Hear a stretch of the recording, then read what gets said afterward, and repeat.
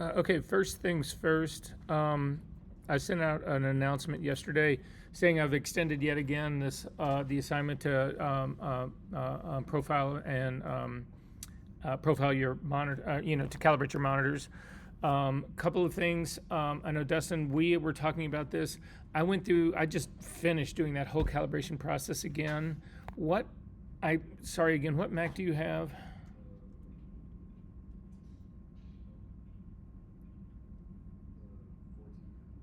It's a 14-inch, right? You should not have hit that display warning sign. There's some step in there that you're not doing right. So when I followed it and went through it again, try it one more time. And if it doesn't work, you and I will just get together and we'll try and do it together and we'll figure this out.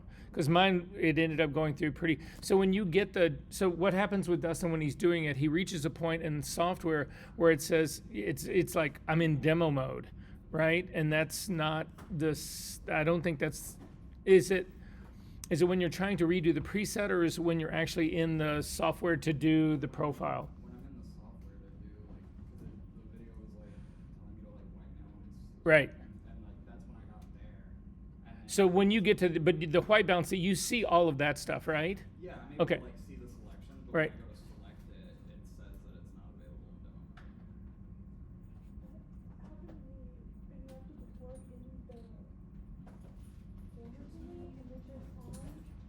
available in demo. Oh, wait, are you saying the puck has to be plugged in? Yeah, no, I should have told you guys. If the puck is not plugged in when you start this software, I don't care which version of it is, it goes completely nuts. And the worst thing is, in the older days, in the original version, the version that Will is using, you get all the way to ready to save the profile. So you've done all the work, and it crashes. And you lose everything, and it's really frustrating. So just make sure that the puck is plugged in. So anyway, guys, I'm giving you another week to actually get this thing turned in, actually profile your monitor. You cannot imagine how important this stuff is. Yes? In the video, the guy said to do, he only did 100 patches of colors. Yes. I did 250. Which is better. That's okay? Yeah, it's actually better. Okay. The more patches, the better. I don't bother to add my own image, which is another option you can do. I think the reason that people do that is if you're somebody again, you guys may not know who this is, Stephen Klein, really famous fashion photographer, he has this really specific color palette, really specific. And so for him to add some of his images to that patch set as well would not skew it in his favor, but actually give him a better set of results, a better profile, just like a bigger patch set does. But yeah, I always encourage people to do the biggest patch set that you can do because it's the most precise. But the 118 is better than nothing. Yeah. Okay. So anyway, you've got a week to do it. But I want everybody to look at this really quickly because this is something else when I was redoing the video again today. So if you're on Windows, you have nothing to worry about. You use the software, you'll be fine. But if you're on a Macintosh, there are 3 models of Macintosh that you have to use an older software and an older puck. Will fell into that category. In her case, and the way you'll know this is if you come into your system settings and you go to to displays. Everybody can do this right now. If you're on a Mac, just do this right now. Go into your system settings and come down and click on displays.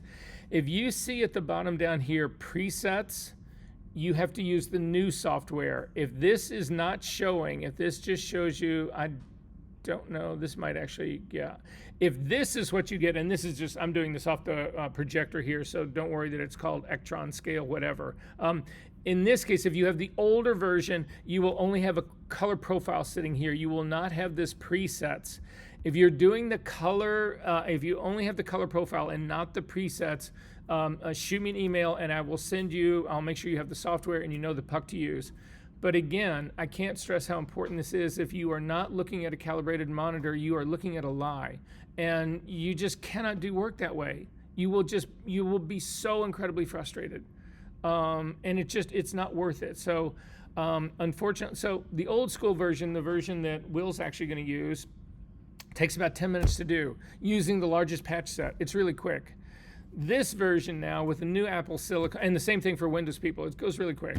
But for the new Apple silicone stuff here, this whole preset thing extends this to like a 20, maybe 30-minute operation. And I feel bad about that, but it is what it is. So at any rate, so going back to this, the 3 Macs that will not work with the new software are the original Intel Macs, so the ones that have Intel silicone in them. They're not the new Mac stuff. They're not any of the M series. But there's 2 of the M series, of the original ones that came out, that are also do not have those presets, and that is the 13-inch MacBook Pro, and then it's also the 13-inch MacBook Air. Those do not have the preset architecture in them, so you have to use the old software and the old puck to actually do it.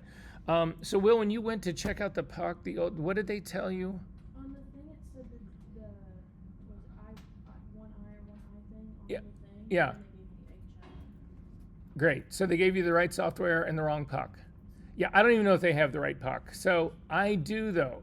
So if you can't get it from the media center, just let me know, and you are welcome to use mine. So mine has treated me really well over the years. Yes. These all sound like different problems from the one I sent you over email that I had.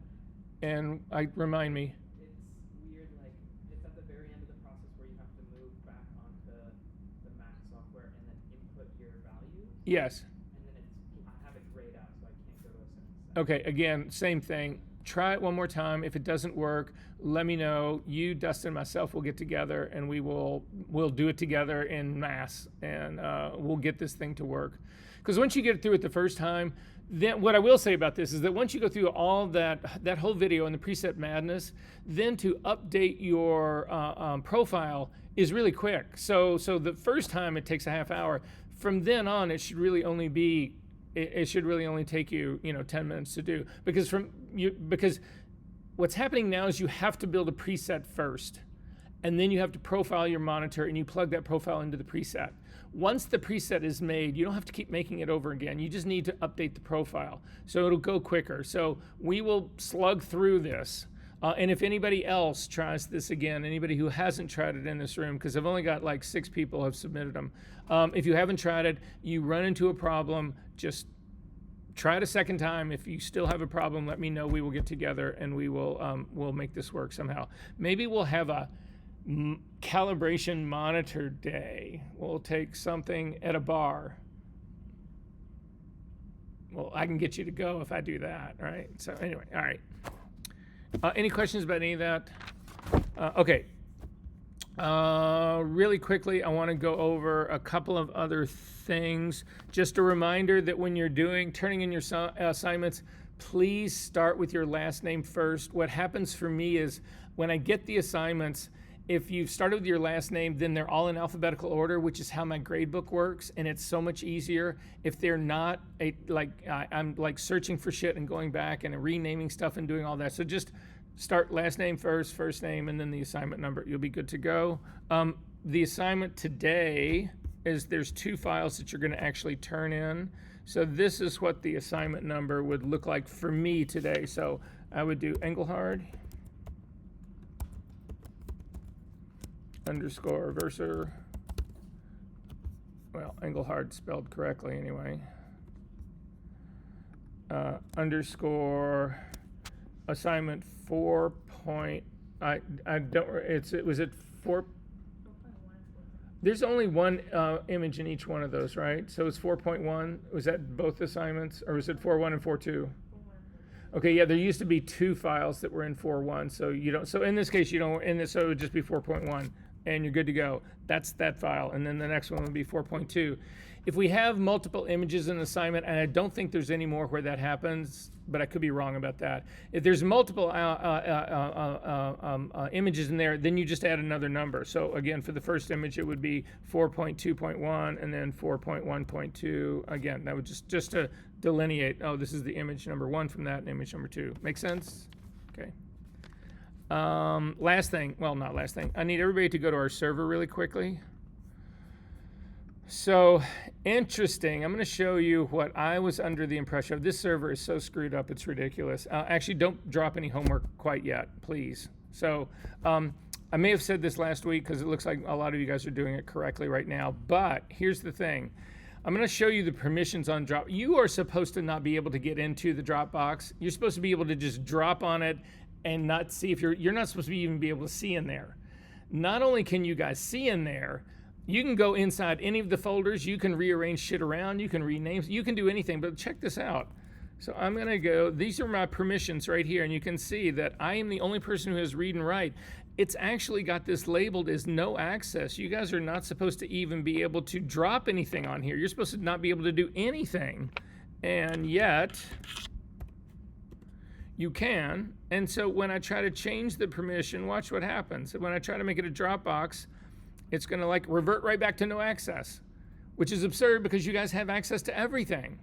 So clearly the permissions in this server are fucked up. And so anyway, we're on the honor system now. So, but the thing that you should know is, so you are welcome to go in and drop your stuff, right here. That's what I'm going to suggest you do. Just put it at the top level of the Dropbox, because people were making the mistake. People were thinking that week 4 turn-in was where you put your assignments that were numbered, the assignments from session 4. They're not. The week 4 turn-in was when you turned in session 3's assignment. Sunny, if you take a look at this, Sunny was week 4 turn-in, and Sunny was assignment 3.1. So the week turn-in is always one off. So the easy thing to do is do not put your shit in any week turn-in folder. Just put it in the Dropbox, and I will build the right folder and put it in. There's still a few people who are putting in folders when they turn assignments in. Do not do that. This server hates folders. So I can't copy stuff, I can't move stuff, I can't do all of that kind of stuff. So no folders, just in the top level of just throw it on the Dropbox part and you're good to go. Just don't put it in these weekly folders or it's a mess. Okay, questions about that, anyone? Okie dokie. I want to show you just a couple of Sunnies that were turned in. We're actually going to do Sunny. We're going to redo it in this class right now today, as soon as I showed just a couple of examples. But I got back to you. I wrote back to everyone. I graded all the assignments. I got back to everyone. I just want to make sure that everybody understands the language when I talk about certain things. So I'm just going to point out a couple of files just so that, for instance, when I say there's a lot of contamination in your mask, I want to make sure everyone understands what it is that I'm really talking about. Make sense? So we're just going to go through a couple of those. Again, those people who are at the beginning of the alphabet suffer more than those at the end of the alphabet. So that is what it is. But so at any rate,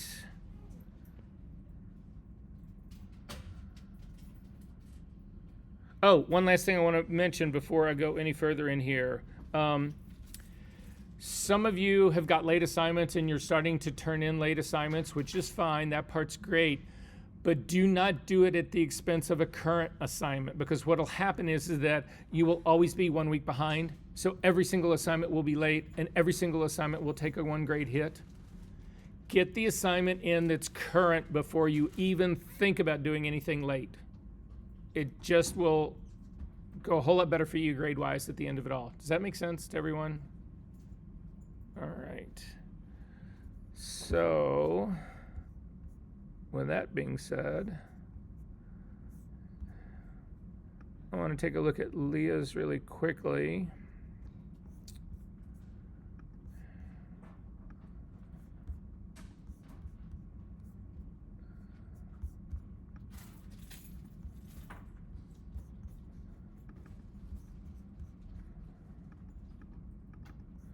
So this is typically what I do. I will get the files from you. Most of you guys did this part correctly.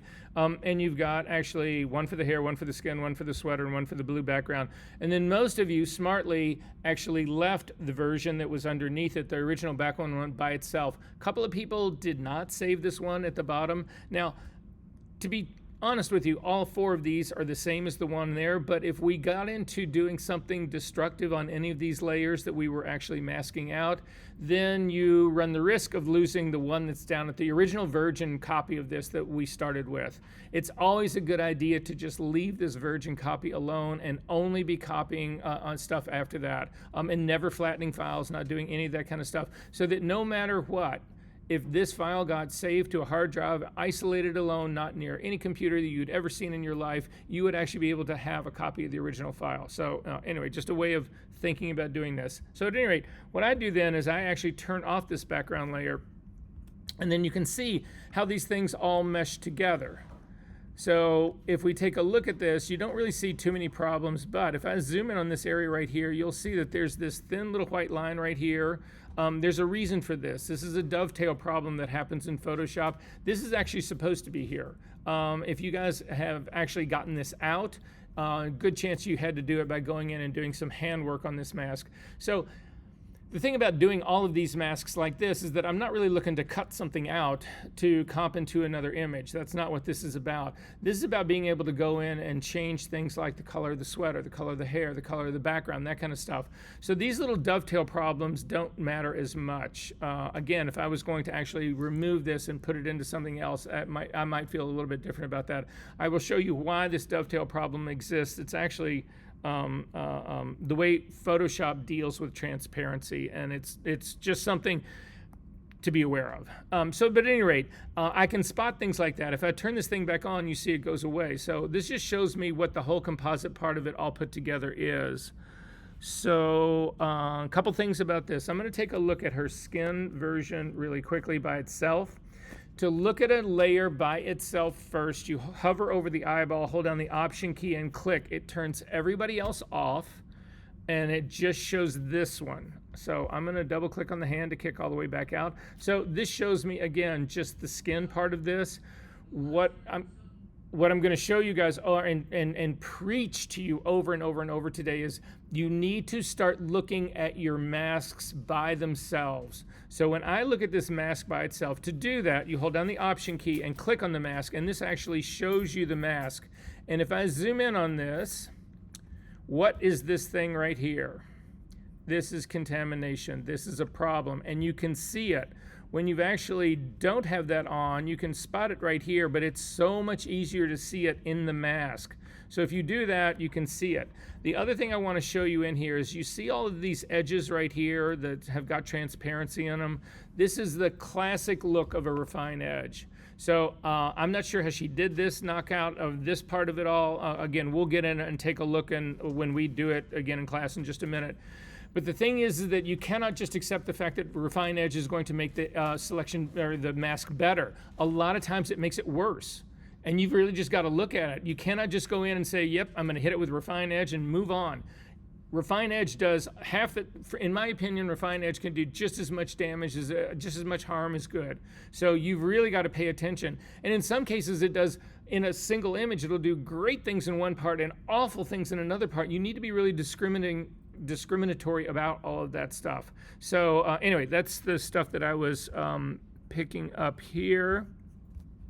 I'm going to show you her hair one really quickly, and the mask itself, and double click on the hand. This is what I'm talking about, contamination. Look at this right here. Now when you look at this by itself, you say to yourself, okay, well, the hair is pretty good, and you can sort of see a tint that's happening here, right? You can see a little bit of blue still in this. This is just supposed to be showing the hair. All that blue is supposed to be gone. But if we take a look at the mask, you can spot that a mile away. This is all supposed to be black, right? I'm only supposed to be showing the hair. The only thing that in this mask should be showing that's white is the hair. Everything else should be black. So, I mean, you don't even have to, I mean, this is a blunt fix. You hit the B key, you make a really gigantic brush, you change it to a blending mode of overlay, you hit X key to make black your foreground color, and make sure that your flow is all the way up, and just smack the shit out of this and you're done. I mean, this is not brain surgery, but you don't pick it up if you're not looking at your masks. So you've got to start looking at the masks alone. Look at the other problems in here. You can spot, this is all contamination in here. These are the mistakes that you don't see. There's another one down here. There's a whole set of them down here. And I can just clean all this stuff out. I can go to a normal brush here and do this, you know, and it's just cleaning this stuff out. I mean, it shouldn't be there. So anyway, are we good on this part? Yes. Could you remind me, versus when did you use like a soft brush or the overlay brush versus normal? So the overlay brush, if you take a look what we did here, I'm going to go up to this area again. It was pretty brutal on this, to be honest with you. I was just being really impatient about it all. So if we go back to the way it was in the very beginning.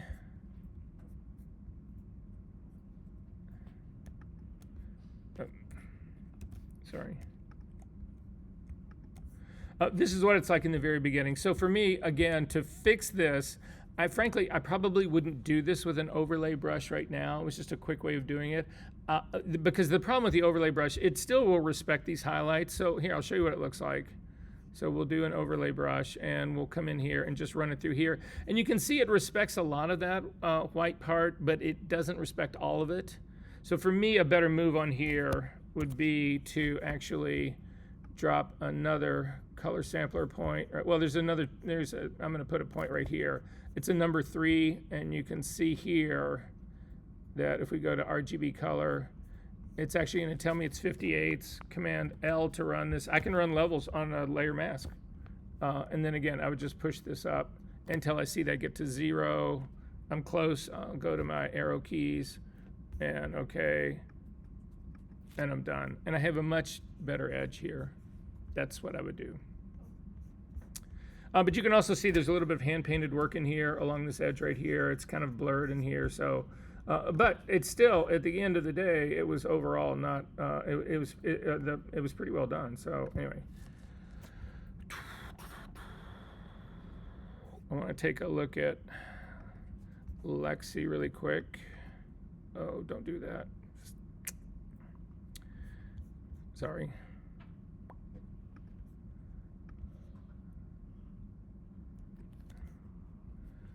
So in this one, if we take a look at the, again, I'm just going to hold down my option key to click on the eyeball just to look at the sweater, and then go in and take a look at the mask again.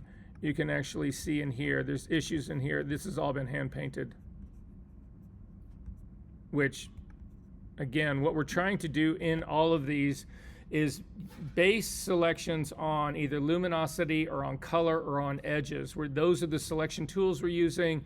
We're trying to refine those things, obviously, but at the end of the day, the hand-painted stuff, there's some cases where it might be necessary, but this is not one of them. And again, this is just another one where you can spot contamination. I don't know if you can see this, guys, on your screen, but I can see it right here. This is all grayed out. I mean, I'm getting an 11 in my RGB readout, so it's clearly not black. I want to show you a couple more really fast. And this one will really get the idea of contamination across, I hope.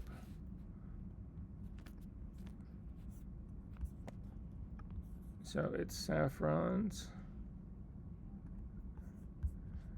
And again, if we look just at the hair and at the hair mask itself, so hold down the option key, click on the mask, this is contamination. All of this should be black, should be white in the mask, because again, I want the hair to show. But this is the result of it. This is what it looks like, and you can see there's parts of here that you think are white, they're actually transparent. And then two last ones.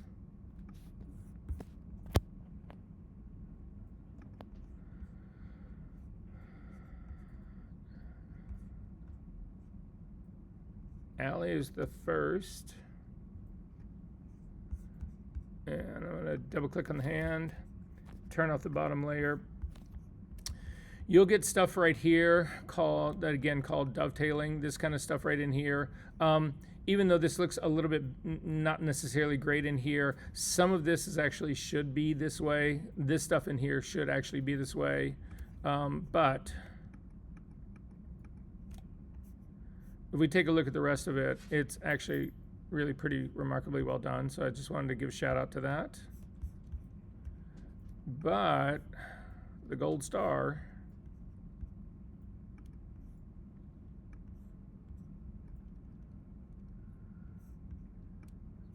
goes to Lane.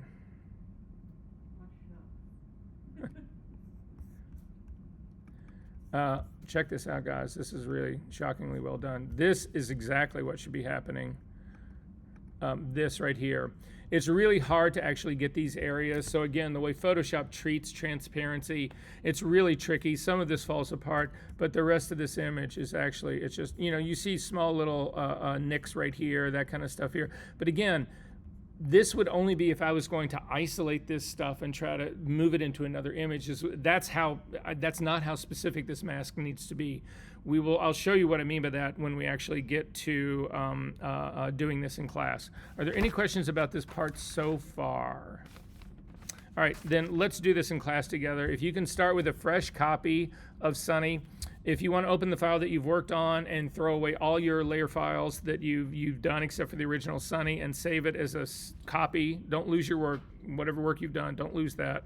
But somehow you want to start with a fresh copy of this. Go back to the assignment folder, maybe, I don't know. So wherever it is, that's what I'm going to do. Let me get rid of these things first. Okay, so Sunny is in session number 3. It was the assignment folder for number 3. In the assignment folder itself, there's the Sunny one. If you open this up, that's where we're going to start. If you do have a tablet, I would go ahead and connect my tablet. I'll actually use mine if you don't want to use yours. This is not, when we get into the real retouching part of this class, that's when this tablet becomes absolute necessity. But it's a good thing to actually work with and use in all of this. I can actually put my book away for a little bit and give myself a little bit of room here to work. Did everybody get on the sign-in sheet? It's going around, or was going around. It's right over here. So if you didn't get on it, make sure you get on it during the break. You don't need to go now. Okay, first things first. I'm going to make a duplicate of this background layer. So I'm going to start here and just Command J. Has everybody got this open? Anybody not have this open? Did you find it? In assignment 3.1 folder. So go to session number 3. Yeah, week 3. Inside session number 3, your working files, there's an assignment folder. Inside of that should be a copy of this. Yeah, I have it. Okay. I typically, again, double-click the hand to get this up as big as I can possibly get it. But I'm going to start with a copy of this. So again, select the background layer. I'm going to undo this really quickly to start. So I'm just starting from scratch. This is it. Command J actually just creates a new copy of it. Then I'm going to double-click on this layer, and I'm going to rename it, and I'm going to call it NV. That stands for New Version. I'm going to change this thing before I even start doing this work. This is how you guys need to start thinking. All of you decided to go after this hair that is an impossible selection. Why? Get rid of that. Make your life easier. I'm going to zoom into this whole part of her forehead over here. This is where I'm going to start. So most people, again, this is a NV, new version. So this is going to be, I'm going to destroy the shit out of this to actually make a new version that's going to, I call a new version, a new original for me to actually start working on. So most of you, if you were to fill in this space with hair right here, which is what I'm going to do, you would approach this using the clone stamp tool. So that's how we're going to try it to begin with. It's the wrong way, but we're going to try it anyway. So to get to the clone stamp tool, you hit the S key, or you come over to your tool palette, and it's pretty much right in the middle. And it looks like a little stamp. If you click on it, though, there's 2 versions of stamps in here. You need to make sure that you're doing the clone stamp tool and not the pattern stamp tool. So just check it to make sure. Then immediately go up to the options palette and click on your drop-down menu. Now, when I do clone stamp work the right way, I use a pretty hard brush, but in this case, we're not. The trouble we have with using the clone stamp tool and retouching is this. If you use a completely hard brush, you can actually spot the line that you're actually adding. If you use a completely soft brush, you end up where the brush starts to fade as it starts to move out towards the outside of the brush. what happens at those areas is that it has old original texture that you're not completely getting rid of, and it's adding new texture on top of it that you're not completely replacing the old shit with. So you end up mixing old texture and new texture together, and that does not look like real hair. It does not look like real skin. It does not look like real grass. It doesn't look like real bricks. You are mixing, and people who are really steely-eyed about this stuff can spot that shit a mile away, and I'm one of those people. So at any rate, I'm going to put this at about a 50%. That is actually the default of the clone stamp tool. So you want a normal blending mode for this, 100% opacity, 100% flow, and then I'm going to use a bigger brush. So I'm using the bracket keys that are right to the right of my P key. And I'm going to pick, so the way the clone stamp tool works, if you've never used it, that's not a problem. The way you use it is that you pick a source point. Where do you want to pick up ink and texture, and then go to your destination and apply that. So I'm going to start in this area right in here, and I'm going to, because I've got a line right here that I want to fix, I'm going to start right up here in the top, and I'm just going to hold down to set your source point. You hold down the Option key, and you'll see your cursor changes to this little sort of like sampler icon. That's what this is supposed to be. And if you click on it, you have now loaded your set. Okay, this is where we are going to start doing this part. This is my source. And then if you come over on top of the space that's in her hair that I'm trying to hide and fill with hair, you'll actually see, you get a preview. Does everybody have this preview that it shows it's covering? Because there's settings that you can do to not see this preview, but that still work. And I just don't know how anybody's got their stuff set up. So at any rate, I'm going to simply click and start to paint down here along this edge like this. I'm not going to go out here on too much, but I'm trying to define the edge so that I don't have to go in and select all that shit. And I can carry this all the way down. So it worked, but look at my screen. This is a repeating pattern of this. You see this curl right here?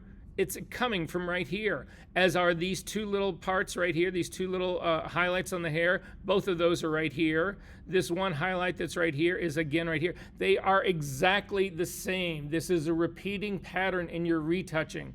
It is, again, a dead giveaway that this is what you're doing. So you do not want to do it this way. Hit Command Z to undo that. Instead, what we're going to do is I'm going to zip back out on mine just a little bit. This is what we're going to do. We need to make a copy of this hair. So when you do this, some people are so conservative about their selections when they make copies of stuff to actually patch work. Don't be that way. So I'm going to hit the L key to get the lasso tool, and I want you, watch my screen before you do it. I want you to select all of the hair. I want you, not the hair that's on the right-hand side, but everything that's on the left-hand side. What some people do, I'm going to undo this one really quickly, is this. Some people think, well, I only need to patch this part, so I'm just going to do this. And then you end up with a patch that ends up, once we deal with it, it ends up too small to actually cover this area. And when that happens, you have to go all the way back and start all over again. And it's just frustrating and it is a waste of time. Don't do this. Command Z to undo that. Again, select all the hair that's on the left-hand side, the whole thing, and then hit Command J. And you'll see that it jumps it to its own layer. So I've got another layer right here. It's called layer number 1 right now that has a copy of the hair on it. If you hold down your Option key and click on the eyeball, you'll see that it's the copy of it. It's exactly in the same place. It's exactly where it was before, which is fine. So again, if you want to see all the other layers turned on again, hold down your Option key again and click on the same eyeball of that layer, and everybody else will get turned back on. At this stage of the game, I don't know that I need it, but I'm going to go to the pasteboard, hit the F key once, and it just brings us to the pasteboard so that our tools work outside of the image. Again, I don't know that I'm going to need that, but this is a better place for me to work. The downside to working on the pasteboard is if you have multiple images open, you can only show one image at a time on the pasteboard. You cannot show multiple images here. So, but that's not our case right now. We're good to go. So my next move on this is that I need to modify this hair patch that we're actually working with here. So to do that, I'm going to hold down the space bar and scooch down a little bit. I'm going to hit, again, have your layer number 1 selected. Hit Command T to get the transform dialog box. If you can't remember that, it's up at the edit menu down to transform, free transform. You'll see the keyboard shortcut to it right next to it, Command T. Up in your Windows palette here, we've done this before, or if we haven't done it, yeah, we did it with a car, with one of the endless car things that I did. Anyway, we're not going to use any of these things up here to control. This is where you can change the width and the height and all that kind of stuff. We're just going to do this manually. So my first move whenever I'm trying to get rid of something that I'm worried about being a repeating pattern is I rotate. So I'm just gonna, if you bring your cursor outside of the bounding box, you'll get a double-headed arrow. I'm simply going to rotate mine clockwise. This will help break up the repeating pattern. I'm also then going to take the top handle and stretch it way up, and I'm going to grab the bottom handle and stretch it way down. This also then distorts the hair. It actually stretches it out. And then I'm also going to make this wider. So I'm going to grab one of the points that's on the in the middle part and pull this out to make it wider. I'm just trying to create something that is not exactly the same as I had before. And so this is going to work for me right now. Again, I have no idea if it's really going to work, but I can go back in and transform it again a second or third time or fourth time or whatever to make it so it does work. So at any rate, that's how I'm going to start mine. And again, I'm not worried about placement right here. Don't worry about that stuff. We'll get to that in just a second. I'm going to go ahead and hit the check mark and say OK to that. So this is now going to be my new image, my new hair patch. So it's really hard to figure out where this hair patch is supposed to be when it's showing. So I'm going to put a black layer mask on this layer to hide it, and then I can see where I need to actually paint in on my mask to reveal where it needs to be placed to be a patch. So to put a black layer mask on this, you have options. The first one is you can add just a regular layer mask. So go to the very bottom of your layers palette. The square, white square that's got the black circle in the middle is your layer mask. Click on it, and it adds a white layer mask, and you do not see anything has changed. You do notice that the brackets are around the mask, so if you remember the keyboard shortcut Command I, it inverts it, and now you have a black mask. Hit Command Z to undo that. You can also, when you've got the mask selected, your properties panel changes to control the mask. So you'll see here on the control panel, it actually has masks at the top selected, not the image content, but the mask content. If you select the image content, you'll notice that your properties completely change, and it also shows you the properties part up here as well as picking the pixel content, not the mask. You can click on the mask again. It doesn't select it. You need to select it. So click on this part and then click invert, and it just inverts your mask. That's another way of doing it. I want you to throw this mask away.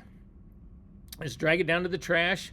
Again, when this warning comes up, you never ever want to hit this apply button. You only want to hit cancel or delete. So for me, I'm just going to delete it to get rid of it. The shortcut for getting a layer mask on there that is opaque, that's black, that hides everything, is just to hold down the Option key and then click on that little icon at the bottom. So come down to the one at the bottom, add layer mask, holding on your Option key, it puts on a black one.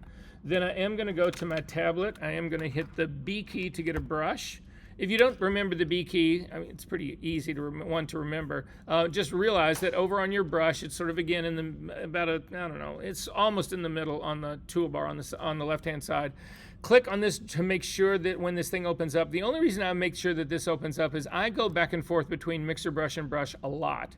If you guys never do that, you will be doing that later on in this class, but if you never do that, you don't need to check this stuff always, but it's just a good habit to get into. I'm also going to come up and I'm going to do the same thing. I'm going to set this at a 50% hardness for the same reason I did it with the clone stamp tool. We're going to inevitably mix the edges. The very edge of this brush is going to get mixed. Here, we'll try it here. I'll show you what I mean and what I'm talking about. I'm going to change the blending mode of this back to normal. Opacity is 100%, flows 100%, and then I am going to come down. Well, you're never going to see this. We'll look at this later in just a second. For right now, I'm actually going to do this work. So I'm going to make my brush a little bit smaller so that it really fits into this space that I'm trying to fix. I'm going to zoom into this area. Not that much. Yeah, and I feel like pretty good about this brush. Again, it's half 50% hardness.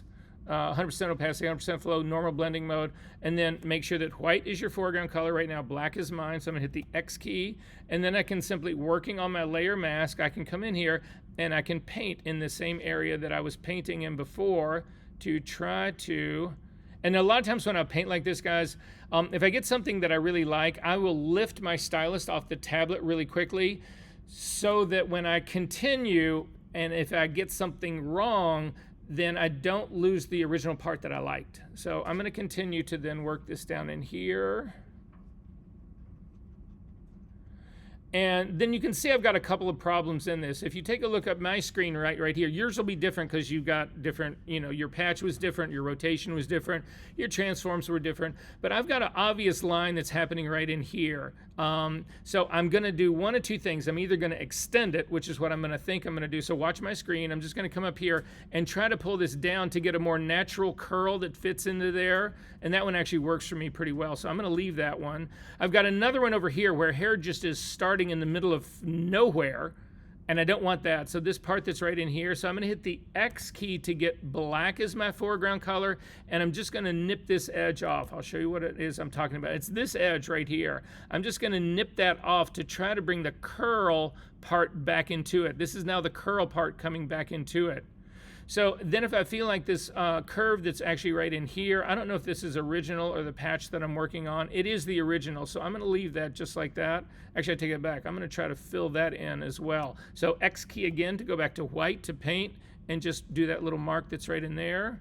And then I'm going to look at the rest of this. I've got a start and a stop that's happening right here, I'm pretty sure. Yep. See this line right here? I've got hair that's just starting in the middle of nowhere, and it never ends. So I need to continue that as well, or I need to get rid of it, one or the other. So again, white is still my foreground color, so I can continue to work this down. I'm going to turn off my two other ones and make sure that, yep, that's the part that's working. This is the edge that I was talking about. See this soft edge right here? This is now getting mixed in with old texture, and that's inevitable. Otherwise, it becomes really obvious. You'll see a really, really hard line here. So anyway, I'm going to put these back on like this. I'm going to zip back out. So right now, we have actually got this layer mask the way we want it almost. If you hold down your Option key and click on the layer mask and open this up, you'll actually see what's happening in here is she's got hair that goes all the way to the top. This mask is showing me that I am ending her hair right in the middle. On this line that's right in here, the original hair is then crashing into this new hair. So without even looking at it, I know that to be safe, I'm going to probably want to continue it like this all the way out so that I eliminate all the original hair that was up there and start with a completely redefined patch. Now, I don't know if that's really actually going to work, so I'm going to hit, but again, looking at my layer mask, I know that that's an area that I should really inspect. I'm going to hit Command Z to undo that. I'm going to turn on my regular layer again, and I'm going to take a look at that line that's right up there again, and I'm just actually just pop this up, and you can see that indeed that's what was happening here. So I'm going to hit Command Z to undo that. This was hair right here. Look at this line right here. This piece of hair right here is crashing into my new patch. I don't want that. So I'm just going to continue this out, and you can see it's much more organic. It's much more believable here. So just this little bit of work that I'm doing right now is eliminating all those problems that you guys had to begin with.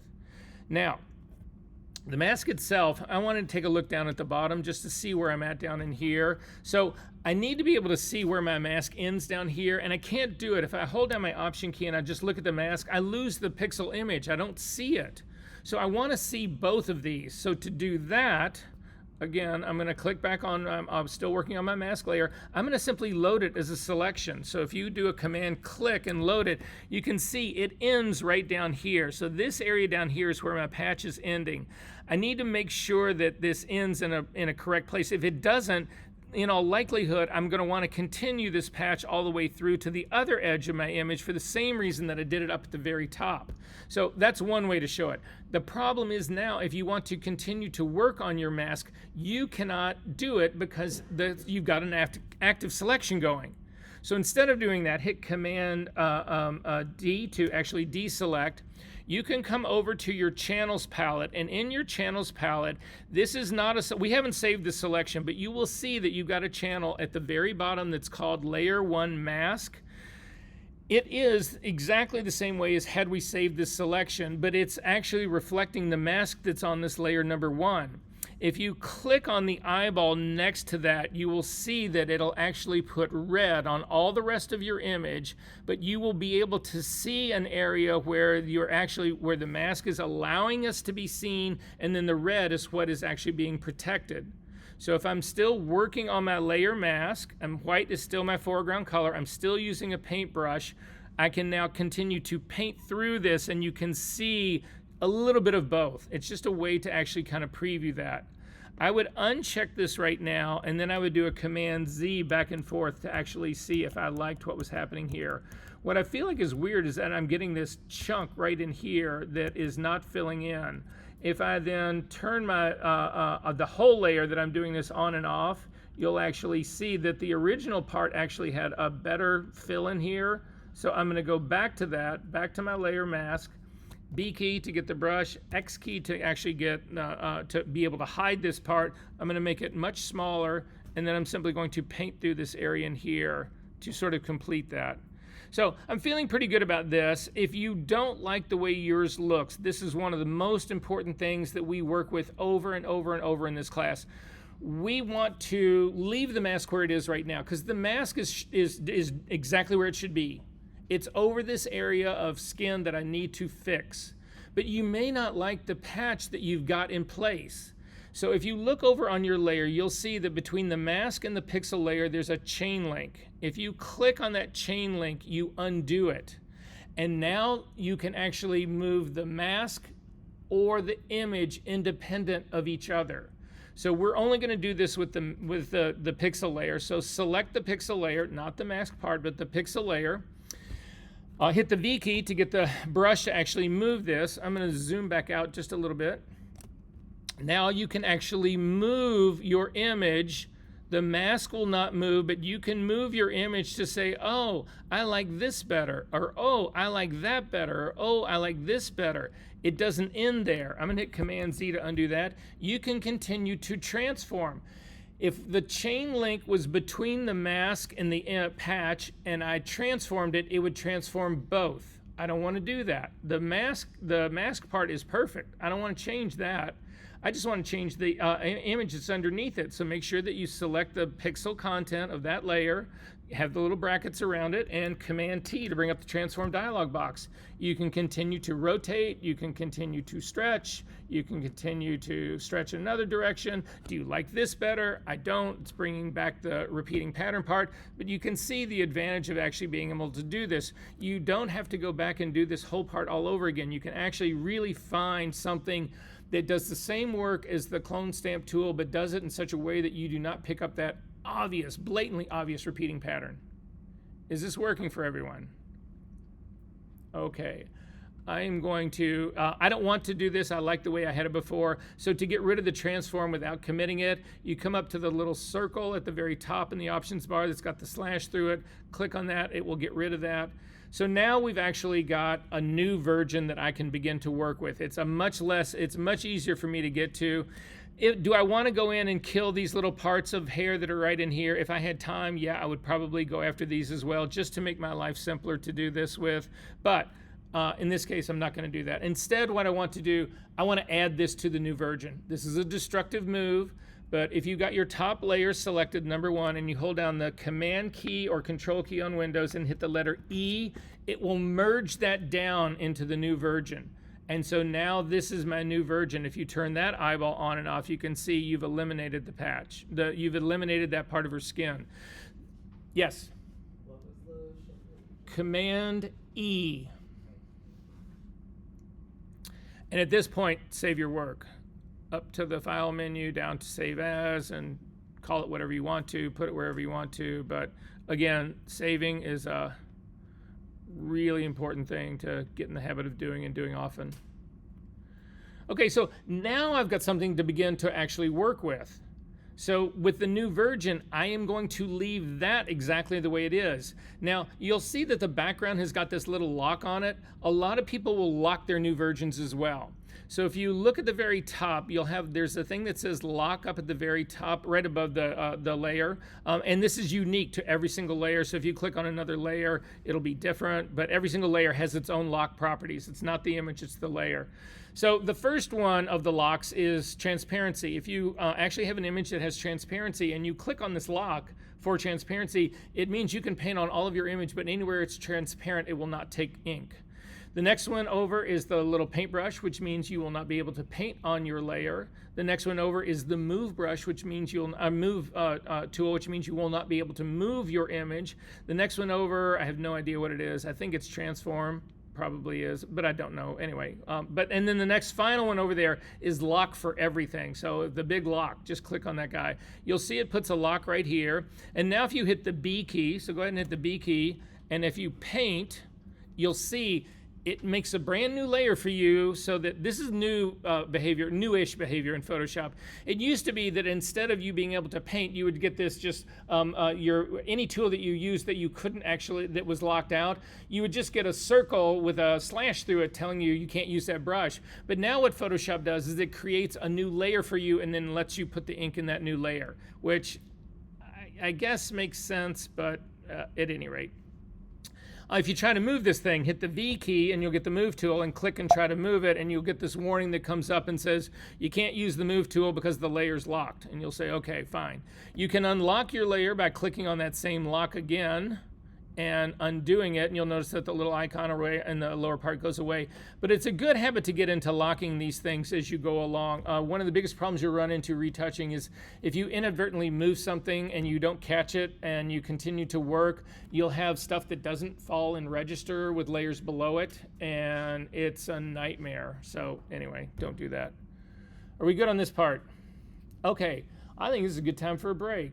So I got a solid 2 o'clock, make it a hard 10. We'll continue on this at 2:10.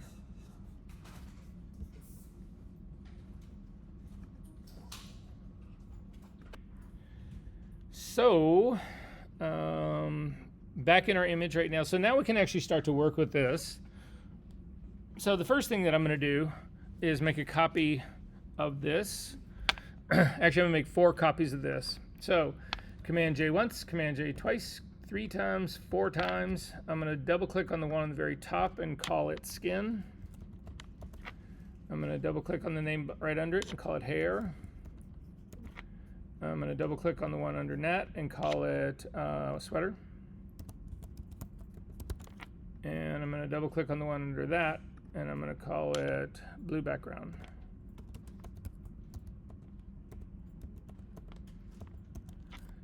And then I'm going to hold down the Option key and click on the blue background eyeball to turn everybody else off. And this is the one that we're going to work on, and this is where we're going to start. Now, in a lot of cases right now, we could try select subject. We could try all of those kinds of things. I'm going to go with what I know actually does work on this, a little bit more old school, and so that's how I'm going to start with this part right here. So to do this, I'm going to actually look at my channels. I'm going to do this as a channel grab. So I'm going to click up on, right now my history is a little bit, my history palette is a little bit deep. So I'm going to hover over the history palette and the channels palette, and you see I get that double-headed arrow, and I can click and drag this up. I want to see more of my, I want to be able to see all of my RGB green, my red, green, and blue channels sort of at the same time. I don't need to see all of them, but again, I'm doing this on a laptop. Typically, I would be working on a bigger monitor. That's how I do my retouching. So at any rate, I'm going to click on the red, and you can actually see what I'm looking for now is separation between, the challenge here is her hair and the background. I don't care about her sweater. It's just the hair in the background. So... No, it's fine. I thought you were coming over to me to say, could you? No, anyway, that's fine. It's fine. You're great. You're great. So anyway, this is, so I'm, again, I don't care about the sweater right now. I just care, the challenge is the hair in the background. It's not her sweater. That I can almost do with a pen tool.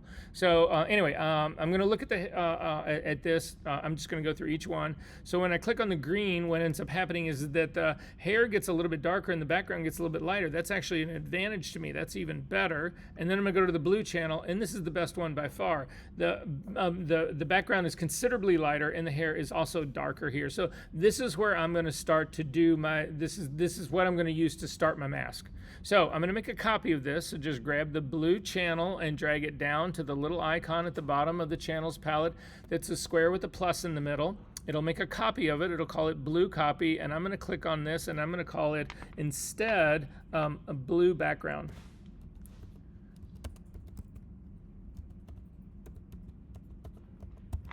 And I'm going to say okay to that.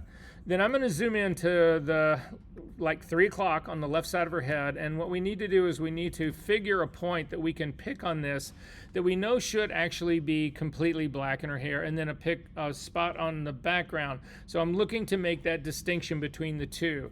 So I'm in this area right in here, and I'm going to go for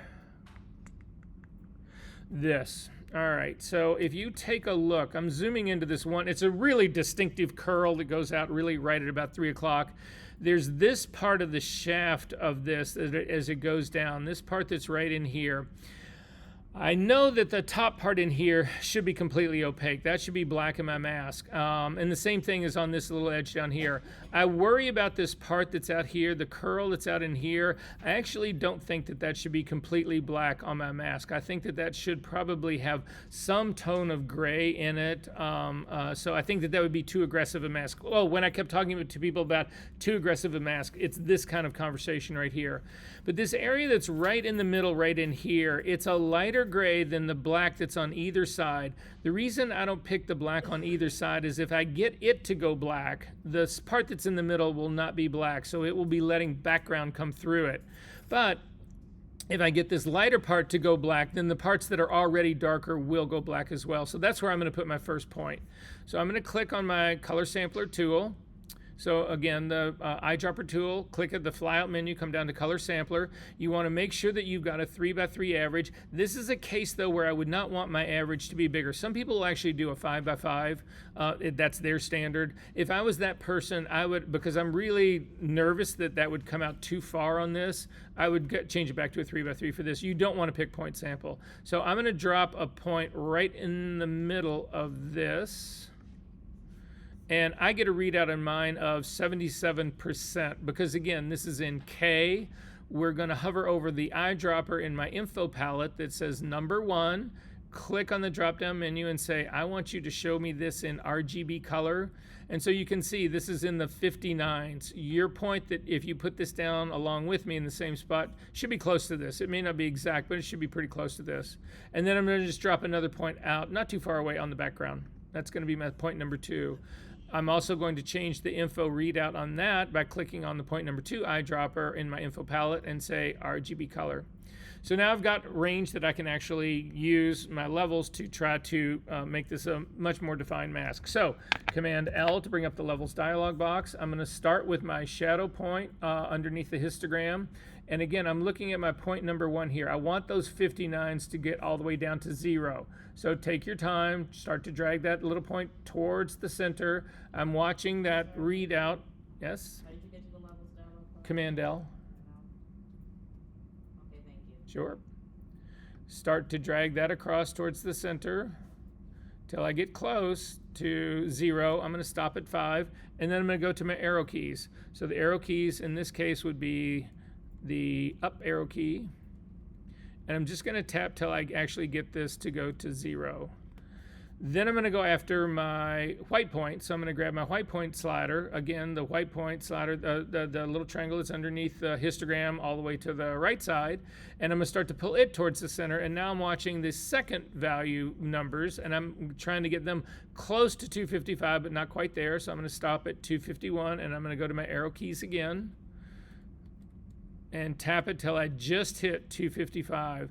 Now in this case, you want to go back and look at your first points, because sometimes when you change the another point, it will impact the one that you've already fixed. So conceivably, when I changed this white point, it could gone back in and I would get more now positive values back into my shadow point. I would want to go back in and fix those.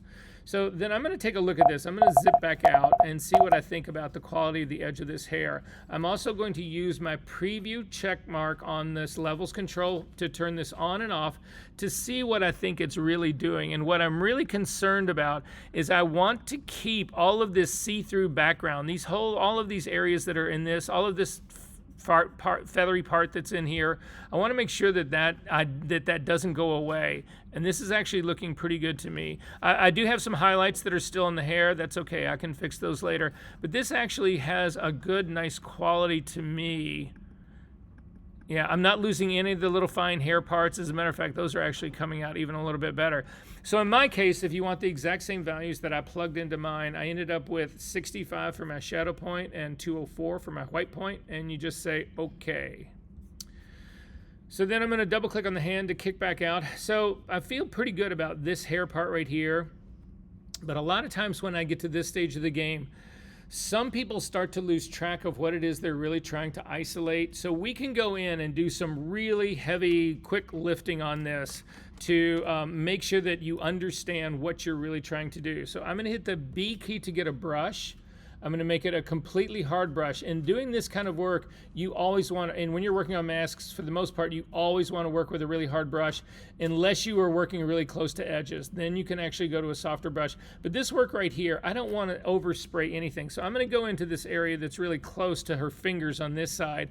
And you can see I've already got an edge here. When you use this brush, avoid the edges. This is only to do the work here in the middle. So I'm going to hit the D key to make sure that my foreground and background colors are defaulted to white and black. I'm going to hit the X key to make black my foreground color. And then I'm just going to paint in this area right in here. I know all of these fingers need to be black. I know her whole face needs to be black. I know all of that needs to go to black. It's just a confirmation for me. Again, do not do any of this work near the edges. This is not where we want to do edge work. That we use other control. So don't go whacking up here by the fingertips that are on the right-hand side. That's all blue background there. You want to stay away from that stuff. But I can do all of this stuff over her face. Then I'm going to come over to her left shoulder. This is where I am going to change my brush type, and I am going to go to an overlay brush. What I want to do is I want to make this area of her, the collar part of her sweater, that needs to be black. I need to separate it from this background. So I am going to go to an overlay brush here. Just change the blending mode to overlay. You can go ahead and leave this as a hard brush. Black is still my foreground color, and you could watch my screen. You can see what I'll do. You could run the brush literally half in the white and half in the black. You could come all the way across that and it would work. But my suggestion is that you do not make Photoshop work any harder than it has to work. So I'm going to hit Command Z to undo that. Just overlap it a little bit. So look at my brush to see where I'm at right now. I'm just going to kick it over like that. And that's all I needed to do to finish that part out. Then I'm going to go back to a normal brush. And I'm going to buy myself just a little room in here. You don't need to do all of this because we can do much bigger fills of darker area. But then this whole side over here is actually in pretty good shape. I'm going to zip back out now. And I'm going to take a look at the rest of her hair. So I know on this side of her hair, on the upper left-hand side, there's no background showing through here. So I know all of this should be black. So again, the B key, make it a much larger brush. In this case, don't get too close to the edge down at the bottom. But you can go through all of this stuff at the top. You can get rid of all of her forehead. Again, be careful as you start to get over the other side. You don't want to get near her fingers. You don't want to do this other stuff on this other side. You just be careful. Don't get too crazed about this stuff. I know I've got highlights that are on her hair that is on this side over here. But when I start getting close to this really fine feathery hair over here, I start to get nervous about this. So I'm going to go back to an overlay brush just to give me a little protection, and then I'm going to go after all the little highlights that are in here. Some of these are not highlights though, like this point right here, this spot right here, look at my screen that I'm talking about right here, that's actually background. There's a lot of background that's in here. If you don't know if something is foreground or background, if that's a highlight or that's something that you should be keeping, simply go back up to your RGB version of this, and you can see that little spot right there is definitely background. So is this little spot right down here. So is this little spot right down here. Keeping those incredibly subtle little fine things are what take you from a $9 an hour retoucher to a $2,000 a day retoucher. Don't blow those. So then I'm going to go back down to the black background, and I'm going to stay away from those guys. So I'll make my brush a little bit smaller to control this.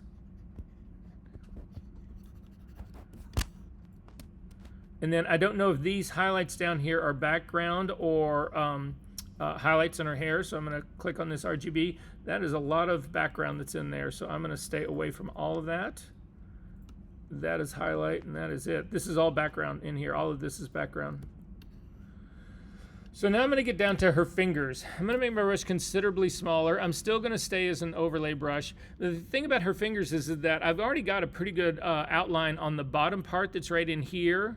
So that part's actually working well for me. But I want to build a little bit more. I need definitely more edge along her index finger that's running here. So with my brush set to overlay, I'm simply going to start to drag down this line. Again, slightly overlapping the line. And I'm going to do the same thing on the knuckle. And once you get down to the sweater, you can stop. Now, we don't have a lot of density in here. I've got the edge is pretty black, but I want a little bit more room. I want some more wiggle room to go in with a decent paintbrush. So I'm simply going to stroke this down a second time. It just gives me a little bit thicker, heavier of an edge to work with. On the other side, I'm going to do the same thing because I've actually got the bottom where you see her, it's like her pinky. I'm actually going to hit the bottom of that to give myself a little bit more room. Again, stay with a hard brush and try to stay pretty close to that line. You can go over it a little bit, but there's hair that's out there that I don't want to screw with. So I've got this now is a little bit more. The problem I have right now, though, is that little tip of her fingernail. That little tip that's pointing out there, that guy, I cannot get that with an overlay brush. So I'm going to hit the P key to get the pen tool, and I'm simply going to outline this area with the pen tool. Make sure you put those bends in there. I'm going to come back around to the front to connect my pen. So now I've got, to connect my path. I've got a full path completed in here. I'm going to go to my path palette. I'm going to double click on the word work path, and I'm going to call it fingernail. Because I don't know if I'm going to need this selection again. If I do, I don't want to make it again because it'll never match the original one. So I'm just going to name it to save it. I'm going to say OK to that. And then I'm going to hold down my Command key and click on the thumbnail of this. It will load this as a selection. And now we can knock a little bit of edge off of this. It's not much. So again, typically I would want to soften this edge just a little bit because if you look at the edge of her finger, it's a little bit soft, that transition. So to soften this up just slightly, I'm going to come up to the Select menu, down to Modify, down to Feather. So take a look at my menu, Select menu, Modify, Feather. And I'm just going to feather this thing. I'm actually going to do it like 1/10 of a pixel. So 0.1 and say OK. And then I'm going to hit my brush again, the B key. I'm going to make my brush normal because again, overlay will not work here. It's too light. I'm going to make my brush normal, but now I don't need to worry about painting out of the lines. My brush is bigger than the whole selection. It doesn't matter because the selection is restricting where this is going to go. So I'm just going to hit it and it's done. How do I make it a selection? Hover over the thumbnail and Command click. And then I go up where in the menu? And then you come back to your blue background layer that the channel that we're working on, and that's where you're going to fill it. How do I fill it? So again, if you're, it depends on whether it's foreground or background. Option delete will fill it with foreground. Command delete will fill it with background. Command D to deselect. So that's taken care of pretty much all of that. I'm going to go, I've still got a normal brush here, which is fine because I've got edges in here I can stay inside of. Black is still my foreground color, still 100% opacity, normal blending mode, 100% flow. I can just go in and paint the rest of this. All of this is now actually inside the lines. I've built all the edges that I needed to build. So I've got them all on this finger as well. Where I don't have them is on the cheek. Look up at my image right here. This cheek right here does not, it needs to be black, and I'm worried about overspraying into that. So I'm going to go back to an overlay brush. I'm just going to work my way down that edge like that, and that's good. I've also got the sweater that's here in the back. I actually need to make that sweater part. I need to actually do that. First, I'm going to get the cheek, though, that's right next to it. So still with an overlay brush. I'm going to drop down like that. Yeah. Okay. Then to get the part that's the blue background, it's only the little white thing that's in the back. All I need to do is include the rest of this part that's in here. You can try this with an overlay brush. We'll see if it works. I've still got an overlay brush, so I'm simply going to come across that part, and that actually gets it pretty well. So I like that part. Then I can go back to a normal brush and almost do the rest of this. So this is all normal, that goes all black, that goes all black, the rest of her hand is all black. Be careful, don't scrub up here into the background and hit that part that's not supposed to be there. So I'm gonna come over here. I've got both of the fingers now together. I can paint all of that. Again, now I'm down here in the area where the sweater is. You don't need to go any further than this part. We need to develop that sweater line, but the rest of this is pretty good. That's good. I'm gonna zip back out. I can finish painting all of this area that's in here. Go to a little bit bigger brush. Get all that, get that spot that's right there. I'm gonna zip back out. This part's working pretty good. At this stage of the game, I would quickly just do Command S to do a save and then move on. Okay, so I've gotten everything that I need except for this one edge. This edge of her sweater where the sweater meets the background, I can't even see it. It's like, so what I'm gonna do at this stage of the game is this whole process all over again. I'm gonna go looking at my channels for something that actually gives me separation between the sweater edge on the top and the background. So I clicked on my red channel. This is what it looks like. It's okay. I'm gonna go to the green channel. It is worse. Again, I'm looking for contrast. In this case, light sweater, kind of a medium background. If I go to the green, the sweater gets, the background gets considerably lighter. That's not gonna help me. And the blue is where I started, and that's awful. That's why that's the problem I'm trying to fix. So it is the red sweater, the red channel. So I'm gonna click on the red channel and drag it down to the little square with the plus in the middle. It's called red copy. I'm gonna double click on that and I'm gonna rename this temporary shoulder or temp shoulder.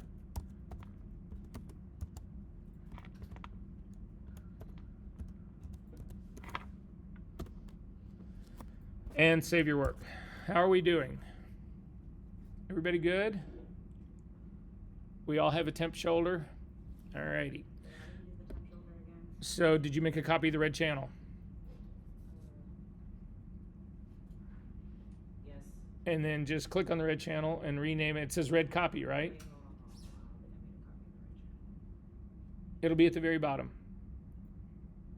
of your channels palette. Are we still on the blue background? No.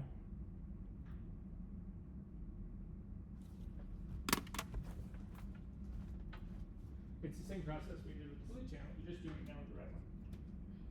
So just click on the red channel, drag it down to the square that has the plus, Oh, okay. and rename that temporary shoulder or temp shoulder. Okay, thank you. Sure.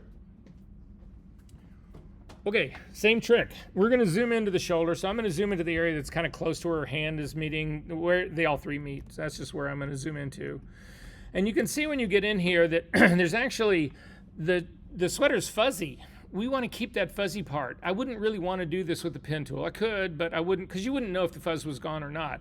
But I'm planning on keeping that part. So again, I'm going to put down color sampler points to run levels on this to try to actually make this thing into a mask that will allow me to then complete the work that I'm doing for my blue background. So to do that, I'm going to go back to my color sampler tool part. And when you look at this part right here, what I'm going to do is I want the sweater to go white and the background to go black. So if you look at the part where it's right next to the sweater is right next to her fingers, I want this to go white. The area that's just to the right of that is darker. If I pick this area right next to her fingers that is lighter and get it to go white, the area that was darker to begin with will not quite be white. So if I pick the area that is a little bit darker and get it to go white, then the area that was already lighter will already be white. So this is where I'm going to click. I'm just going to drop a point right down here. And then I want to put a point that's up in the background, but don't do it really close because you don't know how the fuzz off this sweater can actually be contaminating this area that's really close. So I'm going to pop something up like here, look at my screen, just something that's a little bit reasonable, more a ways away. I'm then going to do the same thing we've done before. I'm going to go back to my info palette. I'm going to click on the eyedropper for number 3 and make it RGB. I'm going to click on the eyedropper for number 4 and make it RGB. And then what I've got here is you can see my point number 3. Now, typically we always do shadows first and then highlights, but I've now reversed them. So now my point number 3, I want it to be white. Again, this area, the sweater, to be white. And the other point, these 131s, I want them to be black. So Command L to bring up the levels dialog box. We're just doing the same thing over and over and over and over, guys. This is how it works. But this is also how you guys are going to learn this part. And it just becomes second nature. It's the same routine over and over. We haven't changed anything. Okay, so I want to start with my white point, which is this number 3. So again, these 191s, again, your number may not be exact, but it should be kind of close. I'm going to start with the white point slider and start to, so again, the little triangle underneath the far right side of my histogram, start to drag it towards the middle, and I'm watching this point number 3. I want to see those numbers climb and get close to 255, but stop before you hit 255. So I'm at 249 right now. Go to your arrow keys and simply tap this in until you get it exactly at 255, but not one click more. Again, the minimum amount of what we can do, because the less you do, the less aggressive your mask is. If it does what you want it to do, then you keep detail, you keep believable edges, all the above. Then I'm going to grab my shadow point, and now I'm going to look at my point number 4 here, and I'm going to grab the shadow point and start to pull it towards the middle. And again, I want to see that get down close to 0. Stop before you get to 0. I'm at 3 right now, and I'm going to just use, again, my arrow keys on my keyboard to tap this in until I get to number 1. Now you'll see this is what I warned you of before. My point number 3 had gotten to 255, but when I changed that black point, when I changed the point to get my number 4s to 0, it changed the readout that I got for my 255. So I'm going to click on the little white channel, the little white triangle that's underneath the histogram. Simply click on it, it will activate it, and now you can use your arrow keys to tap in that point number 3 to get back to 255. So now, before you say okay to this, take a look at the edge. Now, this has done awful things to the fingers and all that. I don't care about the fingers. I just care about this edge. And what I love about this edge is I've got white on one side, I've got black on the other side, but look at all of this in between tonality in here. That's the fuzz of the sweater. And I'm keeping it fuzzy, and I'm going to get background that comes through this. This is exactly what I want. Does that make sense, everyone? This is what makes this thing look real instead of it looking like you cut this out with an X-Acto knife. So at any rate, I like the way this looks. I'm going to use my preview check mark on and off to see what I'm doing and see how I feel about that. And I like this part. It worked out well. Yes?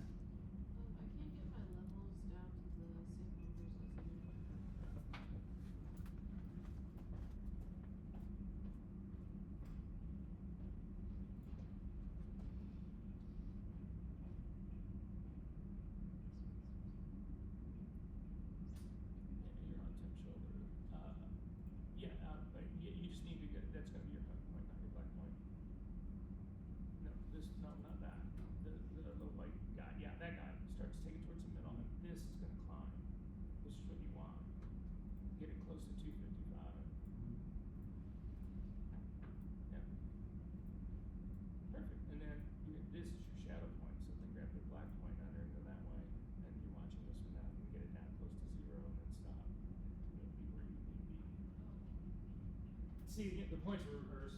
Typically, we always do the shadow point on as the odd one, and the highlight point is the even one. It doesn't always work that way. Okay, so I like the way this looks. I've used my preview to turn it on and off. I accept this part. I'm going to go ahead and say okay to that. However, I've got a little bit of a problem right here, and if you zoom into this white, you can actually see it. There's a little bit of contamination that's running right under this edge right here. I want to clean that up. So this is the trick that I use. Does everybody see what I'm talking about? It's this little area. I want to keep the edge that's up along the top. I want to keep that, but it's this. I've got these 2 little dots right here that I don't think this is contamination in my mask. I want to clean that up. So to do that, hit the B key to get a brush. And we're going to make this 50% hardness brush because I want control, but I also need a little bit of a soft edge. I don't want to see a hard line. So sorry. Then 100% normal blending mode. Take it back. We're going to change this to overlay brush. Normal blending mode. Overlay blending mode. 100% opacity, 100% flow. I'm going to make my brush considerably smaller. I'm going to go back to my tablet and watch what I do on this. You don't want to paint across this. Painting and retouching usually never works. It's usually more dots and pulls, so watch what I do on this one. I'm going to simply click a dot right there, and I realize I'm using the wrong foreground color because it just made that black. Command Z to undo that.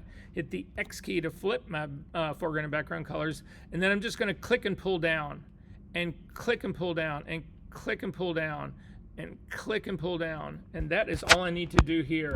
I'm going to work my way over this little area that's running along in here. I feel I could use a little bit more of that as well. Again, you're trying not to screw your edge up, and I'm going to look through the rest of it. I feel like is fine. We're good on this part. I'm worried that there might actually be some tone up here on the top, so I'm not painting right now. I'm just running my cursor over this. I'm keeping it above my tablet to just see if I get any value. It looks like if you zoom in really closely, you can see there's a couple of little specks in the black right in here. So I'm going to hit the X key to make black my foreground color, and I'm just going to get rid of those guys because those will show up. And I'm going to double click on the hand and kick out. Now, you've got all sorts of shit here that you don't want or you don't need. It doesn't matter to us. The only thing I built this thing for was this one edge right here. I didn't build it for any other reason. Save your work, Command S. So then this is how we're going to use this. Right now, if I load this mask as a selection, or this channel as a selection, wherever it's black, when I try to paint, wherever it's black, it will not allow me to put ink down. Wherever it's white, it will allow it to go down. So this is how you put the two of these together. So just watch what I do before you do it. I'm going to hover over the thumbnail of this temporary shoulder, hold down the Command key, and click. It loads it as a selection. So now I've got an active selection going, and the only place that ink will go down is where this is actually white. So then I'm going to go to my blue background now. It still have the active marching ants on it. I'm going to hit the B key to get a brush. I'm going to make it a fairly large brush. I'm also going to make it a completely a normal brush and a completely hard brush, both. Again, you need to worry about overspray, not your edge. Your edge is being controlled by this selection. And then the final thing I'm going to point out here is that we talked about this when we did the girl in the street scene last week. You want to do this whole thing right here in one single stroke, and I'll show you why right now. So don't do this, just watch my screen really quickly. So I've zoomed out enough that I can see the entire thing. And again, black is my foreground color. I've got an active selection going. It's a hard brush, normal blending mode. 100% opacity, 100% flow, and I'm simply going to click right here and run down the entire edge in one complete stroke. Now the reason I do that in one complete stroke, and I'll show you this right now, watch what happens. I'm going to Command Z and undo this. I'm going to zoom in here really tight on this. I'm also going to hide the marching ants. So Command H hides them, but they're still there. If you hit Command H again, they come right back. So they're still controlling this, but I want everybody to see what happens here. So I'm going to start painting along that line again, and I'm going to paint, and I'm going to come down here like this, and I'm going to say, oh yeah, that was great, and now I want to continue this. I didn't do it in one stroke. Watch what happens to this area right in here of all that fuzzy ink. I'm going to start it again and watch. It doubles the density of that, which is a mistake. That is not the selection that we made. We went all this trouble to make this beautiful selection, and you just did part of it that's really nice, fine, and feathery, and then you hit the second one. Look what happens if I hit it again. You'll get the idea. If I hit this again, it just goes completely black. So I don't want to do that. So I'm going to hit Command Option Z, Z, Z, Z, Z to get rid of that. Again, I'm going to zip back out so I can see this all in one stroke. Command H again, I can bring back the marching ants so that you see them. One stroke all the way down, and that is all we did for that. That's done. Command D to deselect. Your temporary shoulder now, you can throw it away. It's done everything we wanted it to do. I don't care about it anymore. I'm going to zip back out a little bit more. Still working with a normal brush, a completely hard brush. I can buy myself a little bit more room down here. Just, again, staying away from the edges. And then finally, I've got a pretty good area that's down here on the bottom. I got a pretty good edge on all of this, right? So then I'm going to hit the L key to get the lasso tool. Watch what happens to my screen.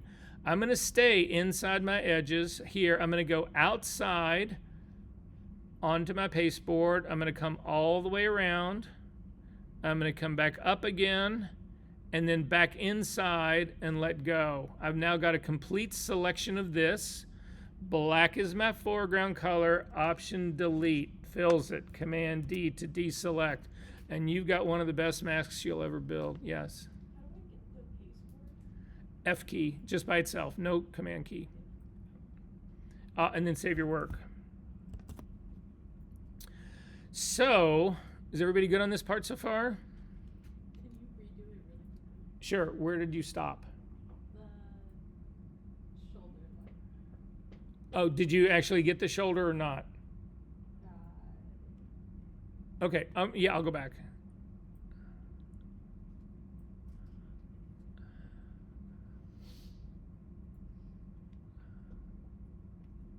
so like where it was like the, you have to do it in one line. Yeah.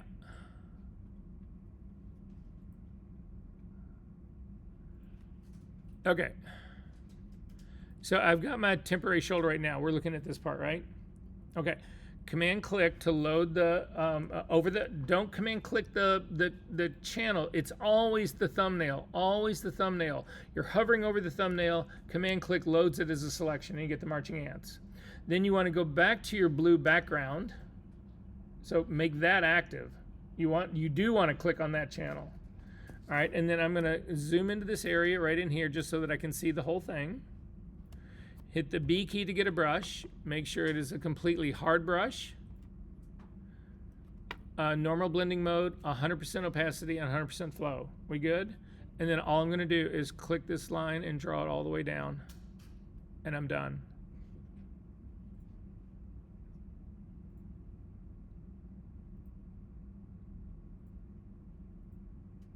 Did it work? Okay, Command D to deselect. You can throw away your temporary shoulder. You don't need it anymore. All we did was we built that to just build this line right here. I've still got, and don't have any selection going on now. I've still got a normal hard brush, so I'm just going to buy myself a little bit more room here so that I can use the lasso tool. That's all I really want to do. I'm just making my edge thicker so that I don't have to worry about getting close to it. Double click on the hand to kick back out, and then again, the L key to get the lasso tool. And simply stay inside your line so that you don't go anywhere near those edges. And select what's remaining. I mean, you could paint this whole thing with a paintbrush. It's just faster to select it. And then again, black is my foreground color. Option delete. Command D to deselect. And then save your work. Again, Option delete is foreground color fill. Command delete is background color fill. Mine won't let me go outside the edges of my photo. Or just stop, but I don't know why. Like I could only get. Oh yeah, no, it'll do that. It'll do that. It'll do that. But if you took a paintbrush or the pen tool, it would go out to that side. But no, that mine does the same. Okay, before we say all right to all of this, I want to just make sure that all of my background actually is white. So I do not put, you don't want to put any marks down, you don't want to paint on this, you don't want to do anything. So I'm just hovering over the top of my tablet with any tool, it doesn't matter. You'll get your readouts and you'll see that I'm getting a 255 up in here. So this is really clean background in here. So I'm going to do the same thing along the shoulder. Up above here, I'm getting 255s. I'm doing all of that until, oh, lo and behold, look what happens in the top right-hand corner. I'm starting to get positive values now. I've got a 250 in here. I've got a 252. That is not pure white up in this corner. That is contamination. If you invert this, sometimes it's easier to see it inverted. So I'm just going to hit Command I to invert it. And then I'm going to zoom into this top right-hand corner up in here. And I'm just looking, and you can see that a lot of this is not a pure black. So this whole edge that's running along here is not a pure black in here, and I actually need to get it to be a pure black. So it's this area that's kind of right up in the worst of it is like, look at my screen really right in here. It's right up in this area in here. So I'm going to add one more color sampler point up there. So again, click on the color sampler tool. And then as you hover over this top part, you'll see you'll get your readout. And I'm getting to like a 5 or 6 is the most that I can sort of get in here. And again, this is why it's hard to do this with a tablet, because as I want to actually press down to set that point, it actually moves off the point. So this is an easier one to do with a mouse or a trackpad. So I'm going to find that 5. So I've got the 5 right now. I'm going to click to put down one dot. And then again, I've got now point number 5. I'm going to click on its eyedropper and make it RGB readout. Again, this is the same thing we've done all over and over again. Command L to bring up the levels dialog box. And now this is the only one we're going to do here is actually to make that 5 go down to 0. So I'm going to click on the point that's in the shadow point, just click on it, and then go straight to my arrow keys. I'm not going to drag it. I'm not going to do anything. I'm just going to hit that till I get to 0 and say OK. And now this whole side here in the back, I think, has been pretty cleaned out. Yeah. I have a question. Shoot. So you did this instead of just filling it with like the corner with black, correct? Well, I'm going to actually, because if you look up at the very, very top of that corner right now, I've still got a positive value up there. So now I'm just going to hit the B key to get a brush.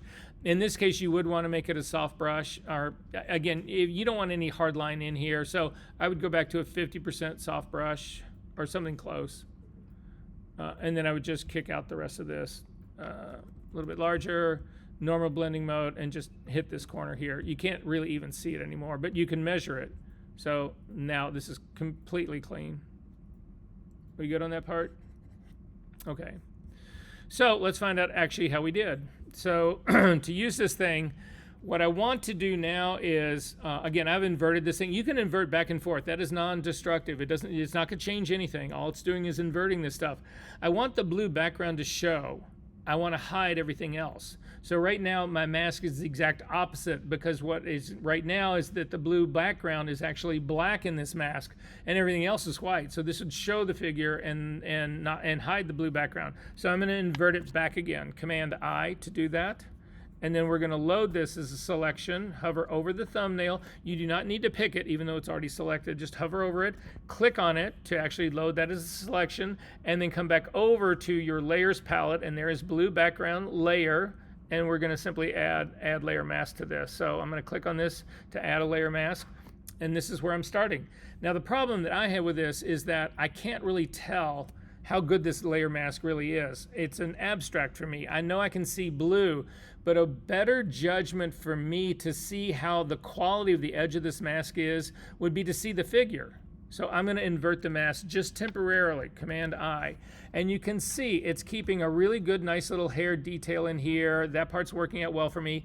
You can see that there is blue in here. That's spill. I understand that. I can live with that. That's not a problem here. I'll show you guys how to remove spill in just a little bit. But then I'm looking around the rest of this. I've got a little bit of spill on her shoulder, but the little corner part in there looks good. The part on their other side looks good. The sweater looks good. All of the rest of this actually has come out incredibly good. So I'm happy with the way this is going.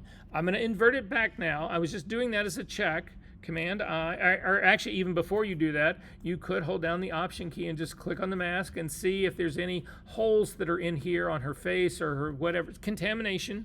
I don't see any, so I'm feeling good about this. Again, then I'm going to just click on the, I'm going to invert it again so that it shows the blue. If you then click on the pixel content of that layer, you can actually see it. So this is a pretty good way to actually start. The rest of this is going to go a little bit faster, I hope. So my next move up, I'm going to turn the eyeball of this off. I am going to hit Command S just to save because I don't remember the last time I saved anything.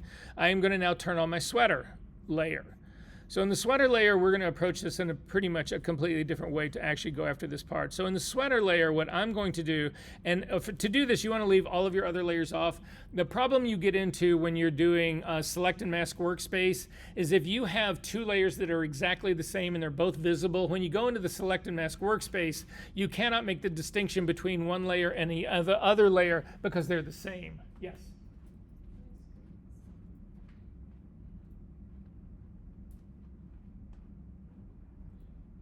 Yeah, you're good. Well, you're inverting this on the mask. But this is what you want. You want to show the blue background, so you want to leave it just like it is. Right? Because the blue background's showing. And now it is. Yeah, anyway, it doesn't matter. You can now turn that out off. And we're going to turn on the owl for the sweater and select the sweater, that layer. So click on, yeah, and then click on the owl. And now we're going to work on that. Okay.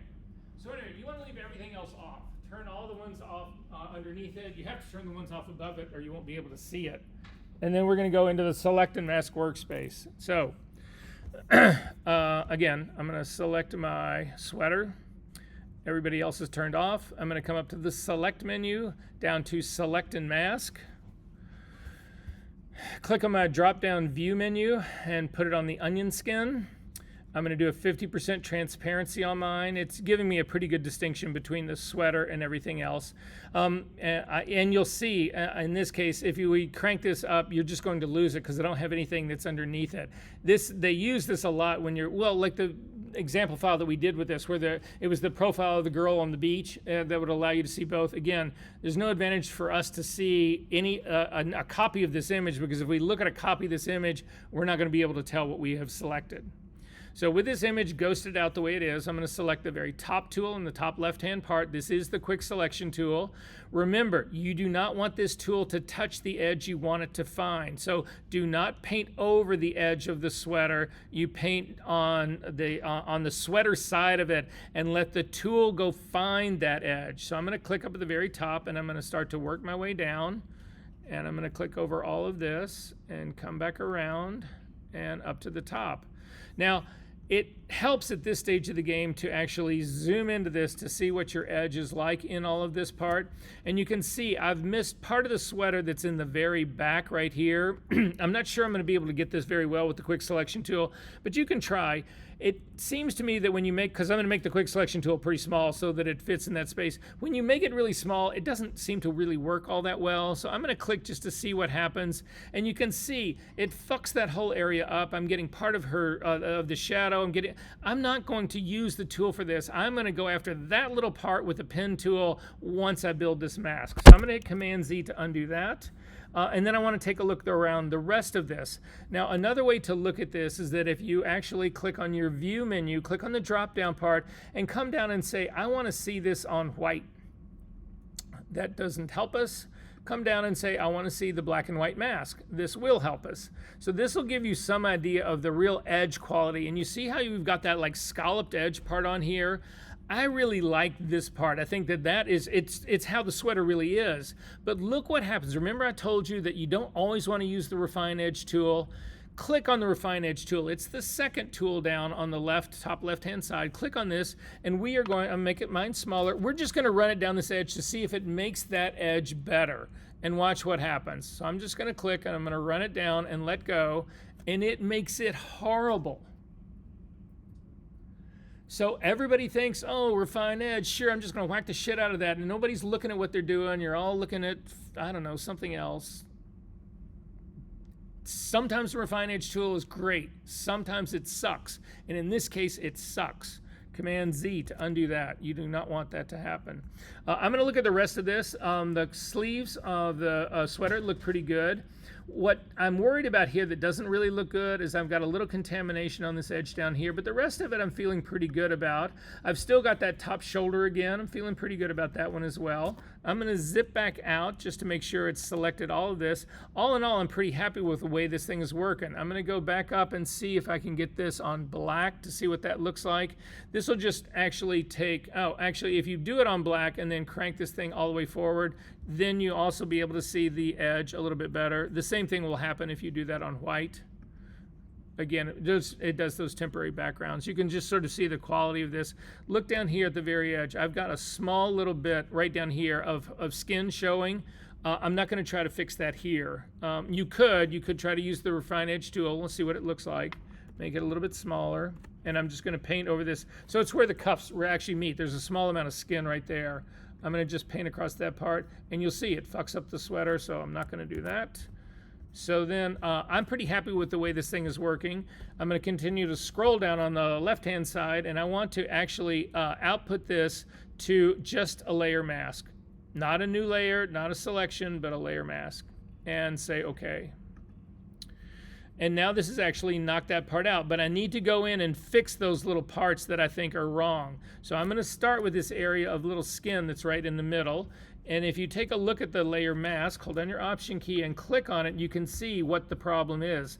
It's this little bit of light black that's actually right here. So I'm going to just I'm going to stay here on the mask and watch this. I'm going to hit the B key to get a brush.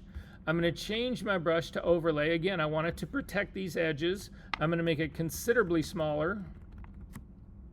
In this case, because I'm working with a soft edge, I'm going to make it a soft brush because it'll keep part of that quality. So I'm going to click on my drop-down menu and make it a 0% hardness, so all the way as soft as we can get it. Did you say output to layer, new layer mask, or just output to layer mask? Just layer mask. Set it to overlay. I'm going to go back to my tablet. Black now is my foreground color, which is what I want. I want this, remember, this is showing skin right here. I want this hidden, so I want it to be black. So I'm just going to come in and paint that part right there. And then you remember I told you there are these little bitty contaminations along the side over here that I want to get rid of. So I'm going to hit the X key to make white my foreground color, and I'm simply going to go in and clean these guys out. Again, don't go up too close to that edge because you will screw up the fuzziness of the sweater part in here. And then I'm going to zip back out, and I want to just go through this and take a look and see if I have any other problems anywhere else. I'm feeling good about that. Good about that. There's a problem right here. Look at this on my screen. Right in here, that's contamination. X key to get to black and get rid of that guy. And I'm feeling good about everybody else. So this is actually pretty good right here. I'm going to double click on the hand and realize that those are dirt spots on my screen. So anyway, this is actually now working for me. So I'm going to click on this, turn it on. So I actually have got my image right now, and this is the image part that I've actually got. This is my layer mask right now. Command S to save that. Double click on the hand. So now we've got 2 of 3 going here. The thing is that I actually have a copy of my blue background. I do not have a copy of the sweater mask saved as a channel. You'll see that it's sitting right here. It's called sweater. It's the sweater layer with the mask written after it. If you go down to another layer, I'm going to turn on my blue background layer again, and I'm going to go back to it. If you turn that on, you will actually see that you get the blue background mask. You don't see the sweater mask anymore. It's only temporarily there when you actually turn it on. But I want to keep a permanent copy of it. So I'm simply going to copy this sweater mask. Simply drag it down to the a little square with the plus at the bottom, and double click on it, and we're just going to call it sweater. It's a sweater selection. It's not a sweater mask copy. It's just the sweater selection. That's one way of doing it. I'm going to throw mine away and show you the other way you can do it. You've still got the sweater mask, even if it's not showing. You can hover over the sweater mask itself, over the thumbnail of it, Command click to load that as a selection, and then up to the select menu down to save selection and call it sweater. Either way, you're actually going to get this, and you can see right down here it's sweater. Make sense? All right. So then the next thing that we're going to go after, and we have a choice here. We can go after either the hair, or we can go after Command D to deselect. Again, I'm going to turn off my sweater part. I'm now working on the hair or the skin. So in a lot of cases, I think the skin is possibly an easier thing to go after. I think it's a little bit more defined. So that's what I'm going to go after. The hair is a little bit more challenging, I think. The other thing is that I've already got this edge of hair that's where it's meeting the blue background. I've already got that built as a selection. I don't want to build that thing again. So I'm going to go after the skin. So instead of doing the hair layer right now, I'm going to pick the skin layer. I'm going to turn it on. I'm going to turn everybody else off. And I'm going to do this with select and mask. Oh, wait, I didn't finish. Go back to your sweater mask. Remember I said that little part on next to her neck? We need to get that. So turn this back on. Right now, I can't see it because the mask is actually in effect. So I'm going to hold down the Shift key and click on it to actually temporarily hide this. And then I'm going to go after this with the pen tool. So the P key to get the pen tool. And I'm just going to make this selection right here. Sorry.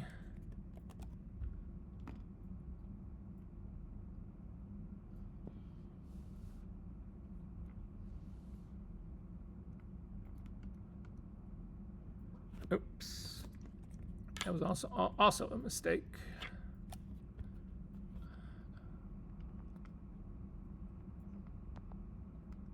And then you can come out into the sweater. We need to connect it to the sweater. So then so this is what my path looks like.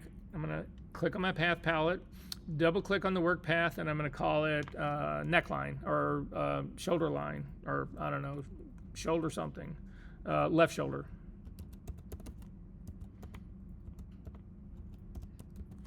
Just something to give it a name. Hover over the thumbnail of left shoulder path, hold down the command key and click. It loads it as a selection. We need to soften it just a little bit, up to the select menu, down to modify, down to feather. Again, same thing we're doing over and over and over again. Feather it 1 pixel, and then I'm gonna come back to the mask. I can turn it back on now. Make sure that you select the mask, because this is it right here. And then we need to, again, in this space now, we need to show that. We need to see that part of the sweater. So we need to fill this with white. White is my background color, so it's Command Delete will actually fill that. Command D to deselect. And you can still see I've got this small little dovetail line right here that actually belongs there. Okay, and then I don't have that on my on the sweater that I saved. Remember this guy, the sweater that I saved right here? It does not have that on it. So I'm going to do the same trick all over again. I'm going to go right back to my path path palette, command click to load that little selection. I'm going to go up to my select menu, down to modify, down to feather, 1/10 of a pixel, okay. And again, I want to fill this with white. White is my background color, command delete. Command D to deselect. How do you do what? How do I save it as a path? Just double click on the name. It's called work path right now, right? Yeah, just double click on work path and give it any name. And then how do I do the feathering thing? How do you do the what? The feathering? Oh, so do you have a selection going yet? No. Hold down the command key, hover over the thumbnail, and click. Right, and then up to the select menu, down to, I don't have a selection going. Let me load mine really quick, hang on. Up to the select menu, down to modify, down to feather, and then, yeah, a 0.1. Looking at this right now, I would probably redo this in a 0.2 or a 0.3, but we're moving on. Okay. And then just fill it with white, right? Good job. All right, so I'm gonna go back up to the skin again in this, in my layer stack. I'm gonna turn this on. Believe it or not, guys, we're actually getting pretty close. So hang in there, and then we're gonna start our whole new thing. Anyway, so to get the skin, I'm going to still go after select and mask. Again, I think it's the best tool for this. So to do that, make sure that you don't have any other layers on underneath it. Like I've got my blue background layer on. That is only going to confuse me. So I'm going to turn that one off, the eyeball off, go all the way back up to the top to my skin one, into the select and mask workspace. So go back up to the select menu, down to select and mask. And then again, I'm going to grab my quick selection tool. I'm going to make it a little bit larger. We are going to use it to select the skin, but again, you don't want this tool to touch any edge you want it to find. So do not let it hit the hair, do not let it hit the sweater, do not let it hit the blue background, don't let it hit any of those things. I told you guys before, we're not going to separate the eyes and the teeth out of this. When I say skin, it's going to be all of that part. So I'm going to click on this and I'm just going to start to work my way down. If it selects that whole hunk of hair, don't worry about it. We'll take care of that in a second. And then I'm going to come over to this part, and I'm feeling pretty good about that. It's also selected blue background down in here. I'm not going to worry about that part right now.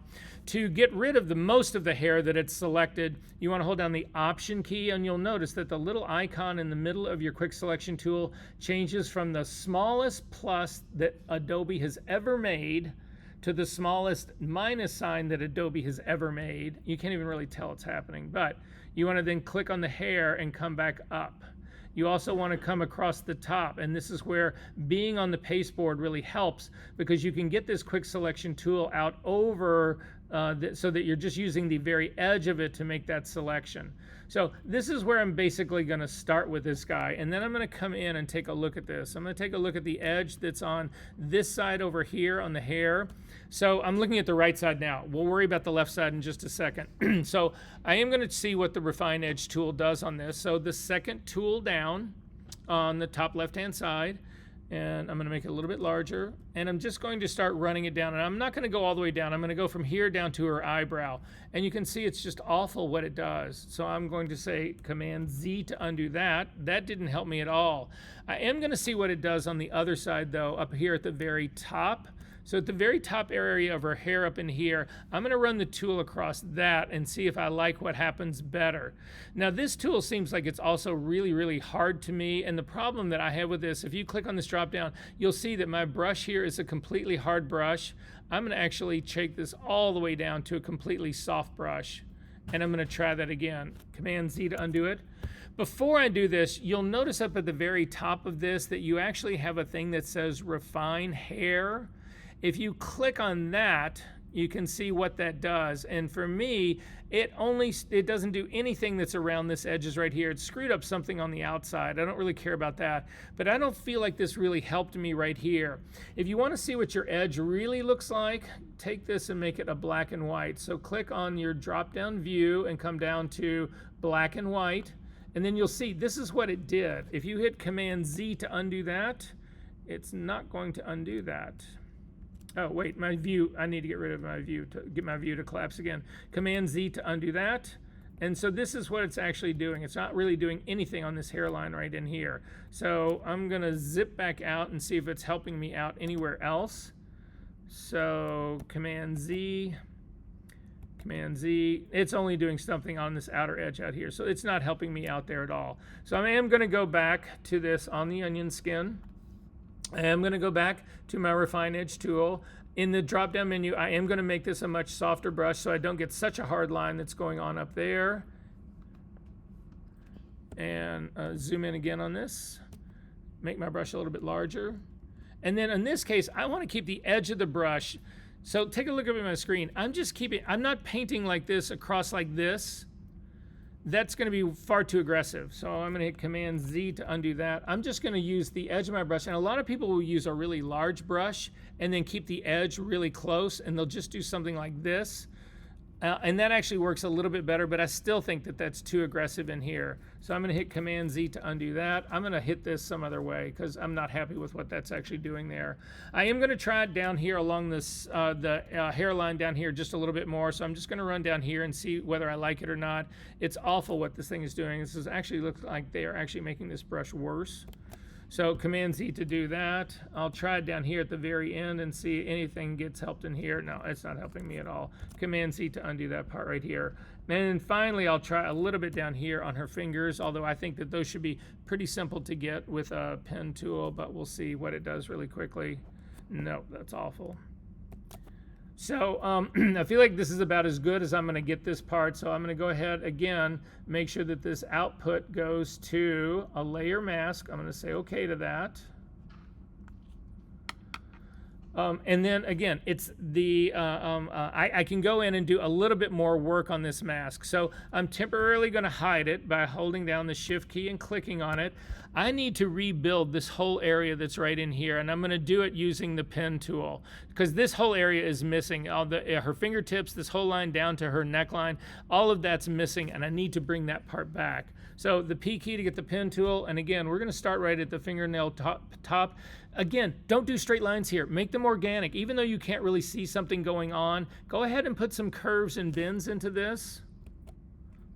Sorry. Curves and bends into this. It keeps it more flowing and more organic, which is what I'm looking for. And then I'm simply going to come around to the very top. And then I'm going to do the same thing as I'm coming into here. I'm going to start to work my way in on this and make it a little bit more organic and come back out and down like this. And then finally, I'm going to reconnect, if I can. So I'm having trouble reconnecting because I've got my 2 point dots are way too close. I really thought I was there. Again, don't do pen work with a tablet. It's horrible. I should remember that. And I'm going to come over to my path palette, double click on work path, and I'm going to call it left cheek. And I'm going to load this. I'm going to say, okay, I'm going to load this as a selection, but this one I want to feather a little bit more. The way I've been looking at these others, this needs more. So I'm going to hover over the thumbnail of the left cheek, hold down my command key and click. This is the same. How many times have we done this today already? Like 1,000? It's the same thing over and over and over and over and over again. So you get fast at it. So at any rate, I need to feather this some. So up to the select menu, down to modify, down to feather, and I'm going to put a 0.5 in here. I'm going to do a half a pixel. So 0.5 and say okay. And then we need to use this. So I'm going to go back to my layer. I'm going to turn on my the skin mask right now that I've actually hidden temporarily. Simply click on it, and you can see this area now. I need to fill that with white so that this actually shows. A lot of it already is white, but this little part right in here is not. So with my layer mask selected, white is my background color. So Command Delete fills it, Command D to deselect. So this is where I'm at right now. I feel like this line right here is too strong. It's still too sharp. Even though it's organically shaped, it's not feathered enough. So I want to soften this up a little bit more. So to do that, hit your L key to get the lasso tool. Click on this, and we're going to drag just around this little edge. That's all I'm going to actually really go for in this part. So You said Command Delete for it? I'm sorry, what? You said Command Delete? How did you get, like, after you had it selected like this? Okay, so you've now got a selection going, and you've got the mask selected, right? You just need to fill that area with white on your layer mask so that you can see it, right? What color is your background color? Black. Then what color is your foreground color? White. Then you're going to use Option Delete to fill it with white. Okay. Go ahead and try it, make sure it works. Okay. Yep. Okay, Command D to deselect. So at any rate, I want to soften this edge up a little bit. You need to remember all your tools that work on images work on masks as well. So I'm just going to select this little area, this edge, and I'm going to blur it. I'm going to come up to the filter menu, down to blur, down to Gaussian blur, and see I've got a Gaussian blur of 2, and it just softens that edge up a little bit so it does not look like you guys cut this out with an X-Acto knife. So I'm going to go ahead and say okay to that. Command D to deselect. I want to look up at the very top. So at the very top, I don't really like this transition edge up here at the very top a lot. So I'm going to fix that one as well. So again, if you look at the mask itself, hold down your Option key and click on the mask, you'll see what this thing looks like. I just need to soften this up. This looks really janky up here to me, so I'm just going to fake it. I'm going to hit the B key to get a brush, make it a little bit larger brush. I want it a completely soft brush, so 0% hardness. I want to make it a normal brush, 100% opacity and 100% flow. And then what I'm going to do is I'm going to make my brush larger because I just want to use a very soft edge on the edge of this just to tap. I'm just going to tap and pull away, tap and pull away. But I want to watch this happen in real time. So I'm going to go back so that I can see my whole image. I'm going to click on this layer mask. So this part, I actually want to, I want to see a little bit more hair. So what the hair that's actually on this is being hidden. So I want to move the hairline down a little bit, is what I'm trying to say. So it's going to be painting with black on this to hide that part of the skin. So hit the black is my foreground color. So I am literally just going to tap and pull back and tap and pull back. Now that seems a little bit too strong to me. So I'm going to hit Command Option Z to go back. I'm going to harden my brush up now some. I'm going to pull it up to like a 50% hardness, because then the overspray is less. It won't go down so far. And I'm going to try it again. And this just works out just fine. And I can do a little bit over here as well, and a little bit right there. Then I'm looking at the rest of this, and I'm feeling okay about all of that. Though I need to actually look. Yeah, I've got a problem right here where the fingers are. All of this gets pen tooled out. So you can do it right now, quickly. P key, click on this, come down, come around. Option key, around the, why am I doing that with a pen?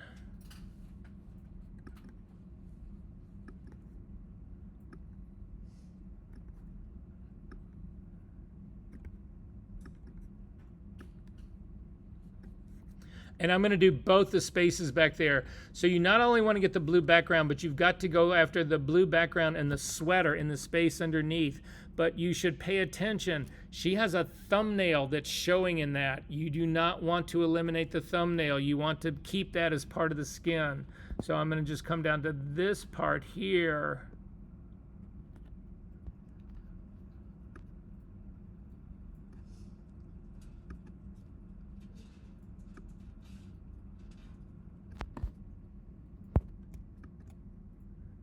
And again, in those little points that are down at the very bottom, do not make that just a single point in the middle part down there. You want to actually do a point on the other side so that you get a bit of a bend, a bit of an elbow in your brush. So now both of my paths now are the fingers on the right hand side. So I'm going to go back to my path palette. I'm going to double click on work path and call it right fingers.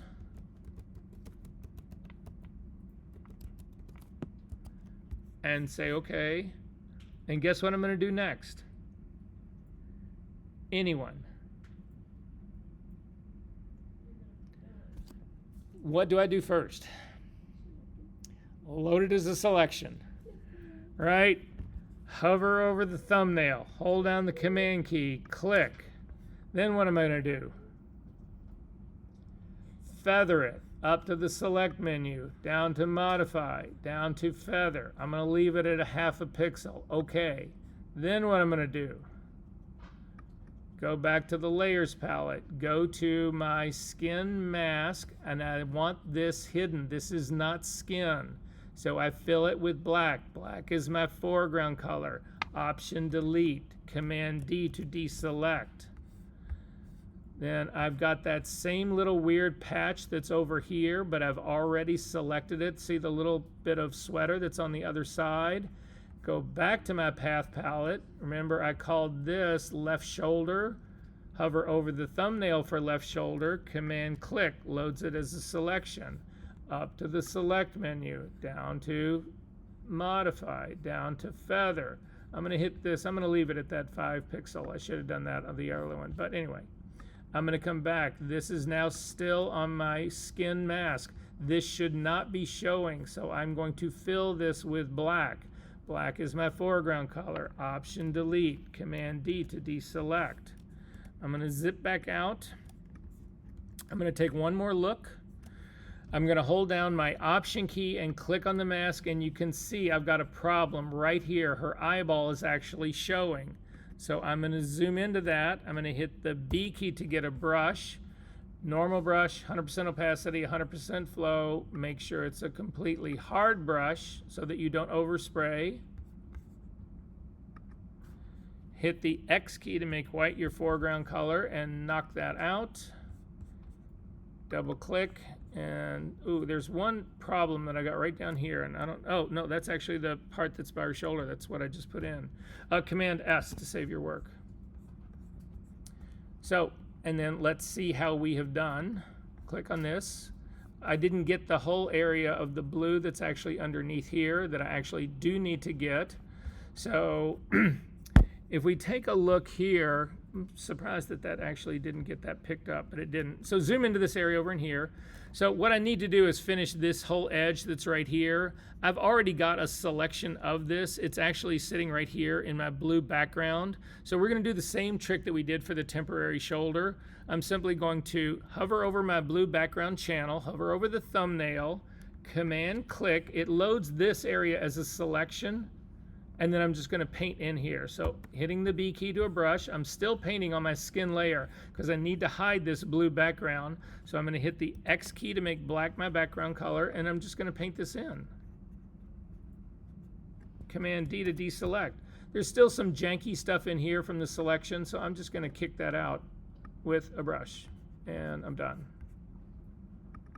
Command S to save that. Now, I don't have a skin selection either that's been saved, and I want to save this one. So I'm going to hover over the skin selection, the mask, command click to load it, and I'm going to just save it as a skin selection. Save selection, and call it skin. So I feel like everyone in this room is like hit the wall. Entirely. I'm just doing the same thing over and over and over again. There's no challenge in this. Is this sort of making sense? Okay, so where did I lose everybody? The skin selection is my guess. Yes? So for every layer mask that you have, you want to save it as a selection Yes, I want to save it as a channel. on the channel. Exactly. And you do that by what you just did with the save. Exactly. And then for the paths, it just automatically makes a new one when you leave the tab. It does. It does. But you have to save them. You have to name them in order to save them. Okay. If you leave it as work path, you lose it. Got it. Okay. So if nobody's gotten this far, I'm going to show you the easiest part at all because we're literally 5 minutes away from being done. And you're thinking to yourself, well, that's impossible. That hair is going to be a bitch to do. Command D to deselect. So now what I've got, oh, I'm sorry.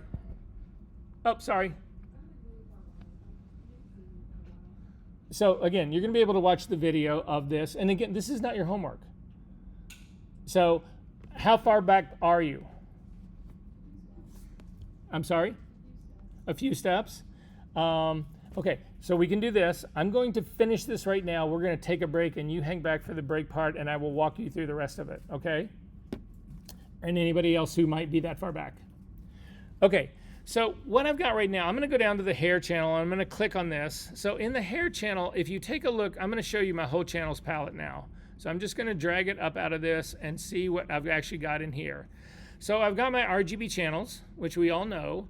I've got a blue background selection or blue background mask. I've got a sweater mask, and I've got the skin mask.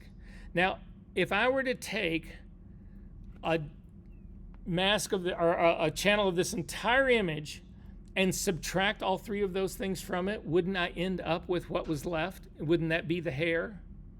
That's exactly what I'm going to do.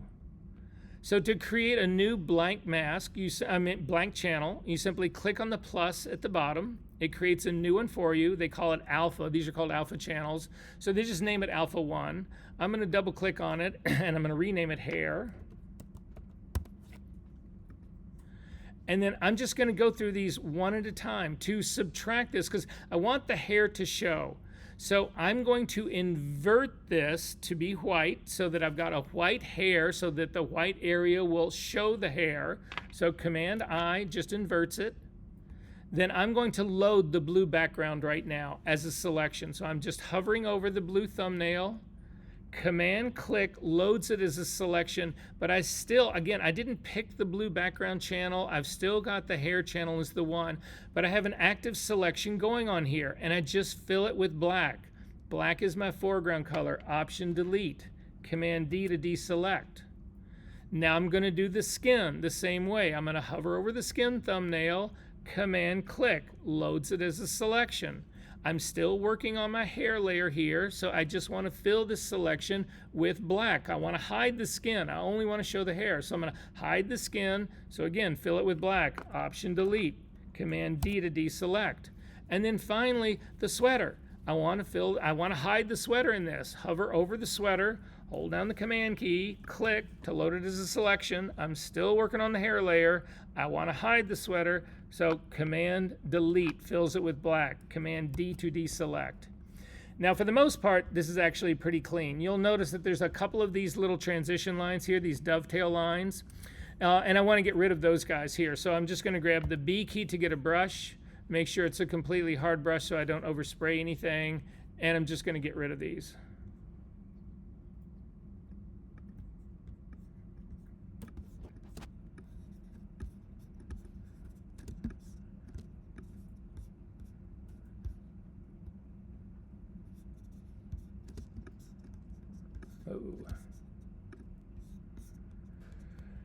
And now my hair mask is complete.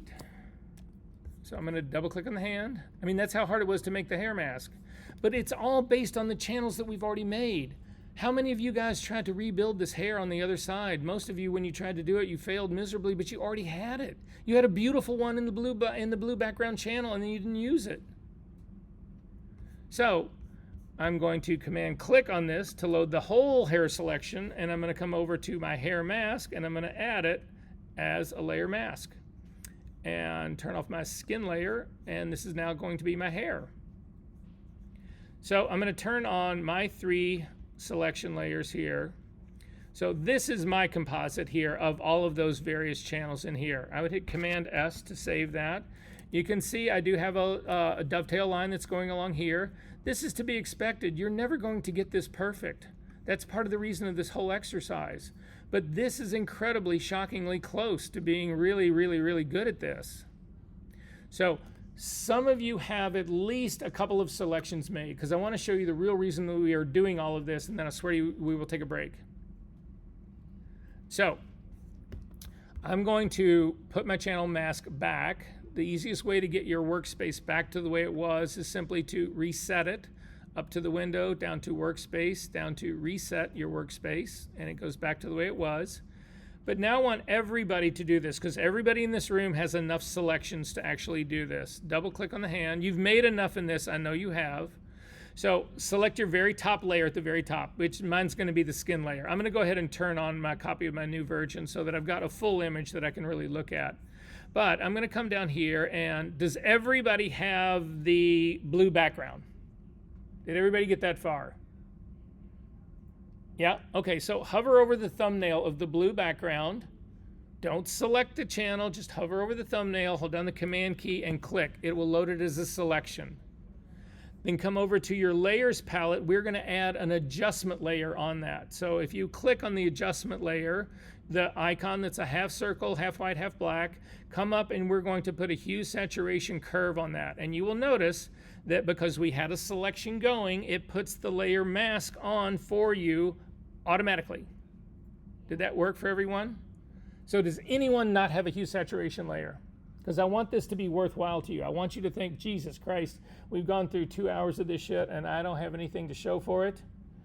So does everybody have this hue saturation layer with a layer mask on it? You guys wouldn't tell me if you didn't. Just come up to your hue right now, the slider, and just change your background to any color you want.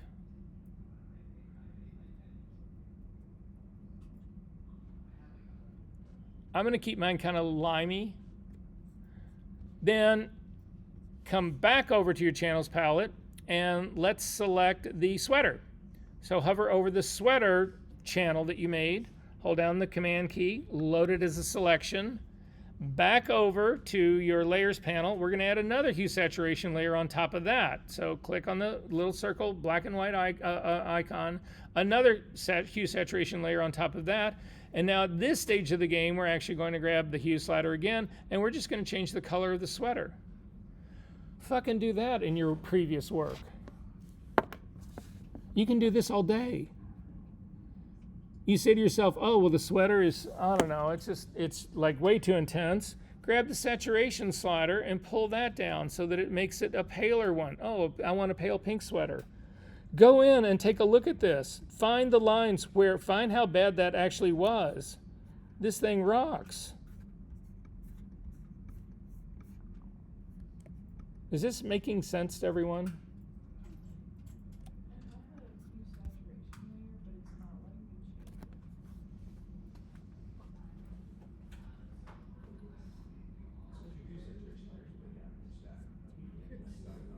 it's not letting me change it. Okay, guys. Really quickly, the last thing that I can show you in here is, and you can actually see it here in this hair mask, is I've got what's called spill. So if you turn off both of your hue saturation layers, the problem that I've got in here, well, I've got a blue background on here, so I'm going to turn on change my background color right here. You can see that there's still blue background coming through this part right here. Let's do this. Let's stop right now and take a break. We will look at spill removal when you come back. So I've got we'll call it 3:33. Let's make it be back at 3:45. 3:45. A hard 13, a hard 12. In everyone's mind, except possibly my own, an inordinate amount of time doing selections, right? But again, so we are moving on. Next week we get into doing retouching tools. We will spend a few weeks on that, and then we get into compositing, and we move on from that. So things change. I know that this seems like this is the really sort of like technical, numeric, whatever, blah, blah, blah, blah, blah. It is what it is. But I think that you'll agree, or at least I would hope that you would agree, that your selection skills have gotten considerably better than when you first got into this class. And even just, if you're not entirely confident with it, I think you have got enough that you realize that you can make these incredibly impossible selections and how to piece those things together. And it frees up your, the more you get into your image making, the more post work that you do in your image making, and my image making is really heavily dependent on post, the better. So take a deep breath.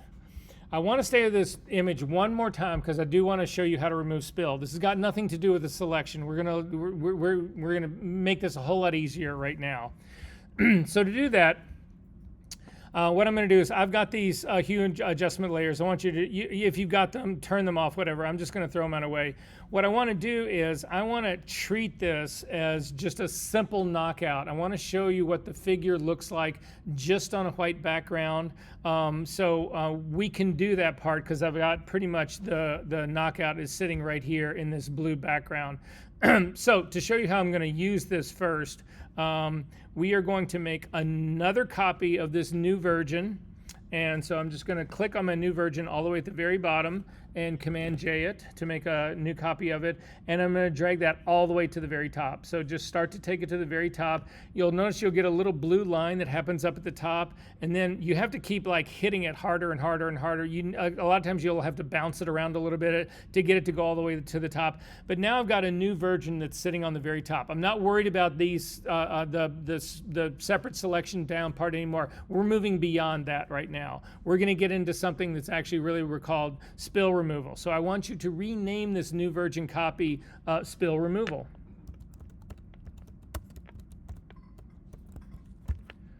And say OK to that.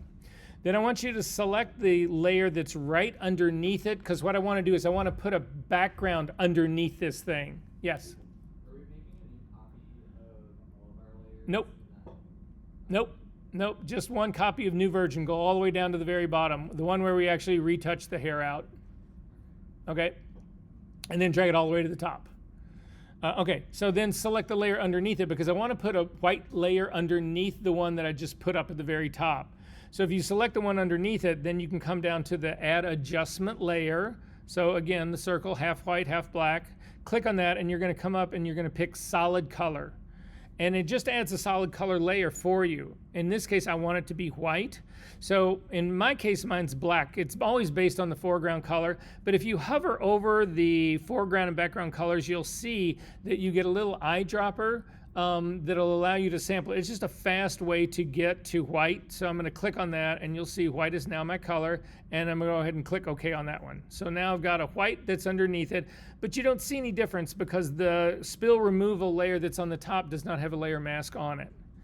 But I'm going to add the layer mask now. And what I want to do is I want to silhouette the figure on this. I want to just have her be on a white background. So to do that, you're going to come over to your layers, to your channels palette. Everybody in this class has a blue background layer mask sitting over there. Hover over the thumbnail of the blue background mask, hold down your command key and click to load this as a selection, and then come up to your spill remove layer, make it active, and simply add it as a layer mask. And you'll see, like I always do, I inevitably do this inverted. So again, what this is doing is hiding the figure and showing the background. I want to do the opposite, so just invert this layer mask, Command I. And you should have this girl on white background, and it should look reasonably good. Does it? However, if we zoom into the hair right here and take a look at this, you can see it's still got a carryover of the blue that was behind it. This is what I was talking about. This hair's got transparency to it, different levels of it, but transparency to it nonetheless. And that's coming through the hair. And this is a dead giveaway that you've knocked this thing out. So we want to remove this. And you would think, oh my God, Versa's going to go down to this another hour-and-a-half tirade about all this shit. And I'm just, yeah, why did I take this class? No, this is going to be really easy. So to fix this, this is a destructive move, a really destructive move.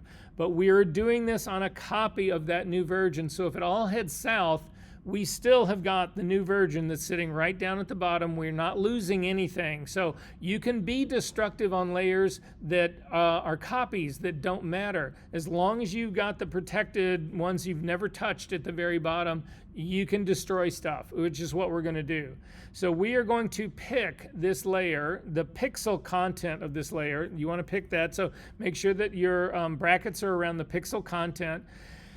And then we're going to grab a brush, the B key. You're going to make this a completely soft brush. Spill removal is really soft brush work. You are going to change the blending mode of this now to yet one we haven't used before. So click on the blending mode drop down, and we're going to come all the way down to color. And I'll show you what color does. Basically what color does is it will change the color of something, but it leaves the luminosity alone. And I'll show you what that actually means in just a second. You should still be on the pasteboard if you can be. If you're not, if you hit the F key, if you're on the pasteboard and you hit the F key once, you go to the black pasteboard. F key again will take you back to the normal stoplight thing that's up at the very top. F key one more time, back to the pasteboard. So I am on the pasteboard with this. This is where you want to be work, because especially this area that's right up here in the top that's got some spill in it, you don't want to attack this from the inside out. You want to come in from the edges of all of this.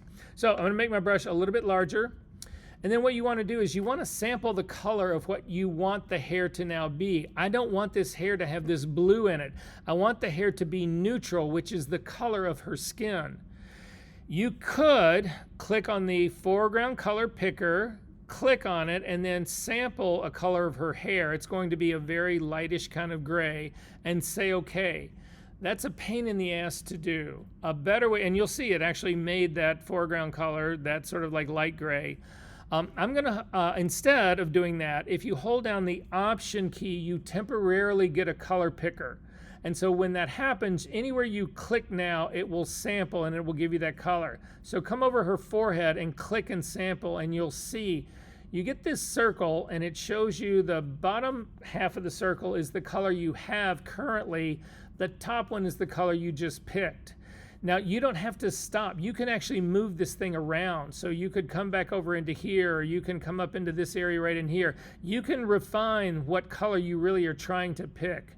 In my case, I'm not trying to pick the skin tone color. I'm actually trying to pick her hair. So I'm simply going to come back over here and then let go. And it's now loaded. That color is my foreground color, and it's what I'm going to paint with.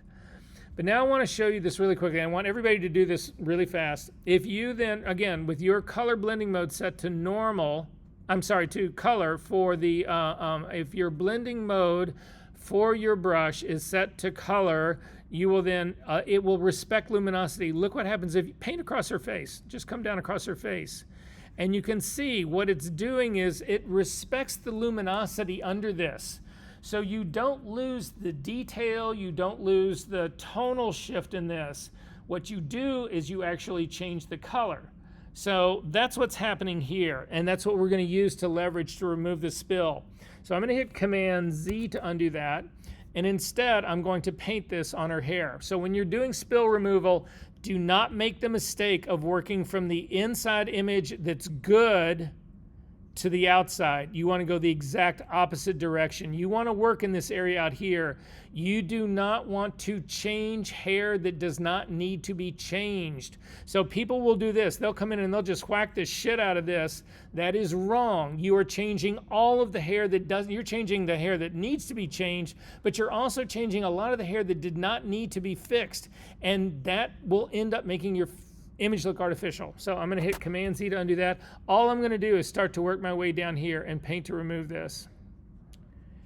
And at this point right now, if you've done a lot of compositing work and you have fought spill in your life, I literally had, I was in one of these classes. I showed this to somebody. I had a student burst into tears. This had been dogging them their whole lives. And there was just, and it's, how easy can this get? When you get near her fingers, you need to be careful, because what will happen is you start to remove the spill, and look what happens to her fingers. You start to remove the color in her fingers as well. So when you get down to this part, you want to go to a completely hard brush so that you can be really particular about exactly where that line is. A much smaller, very hard brush, and you can paint the inside.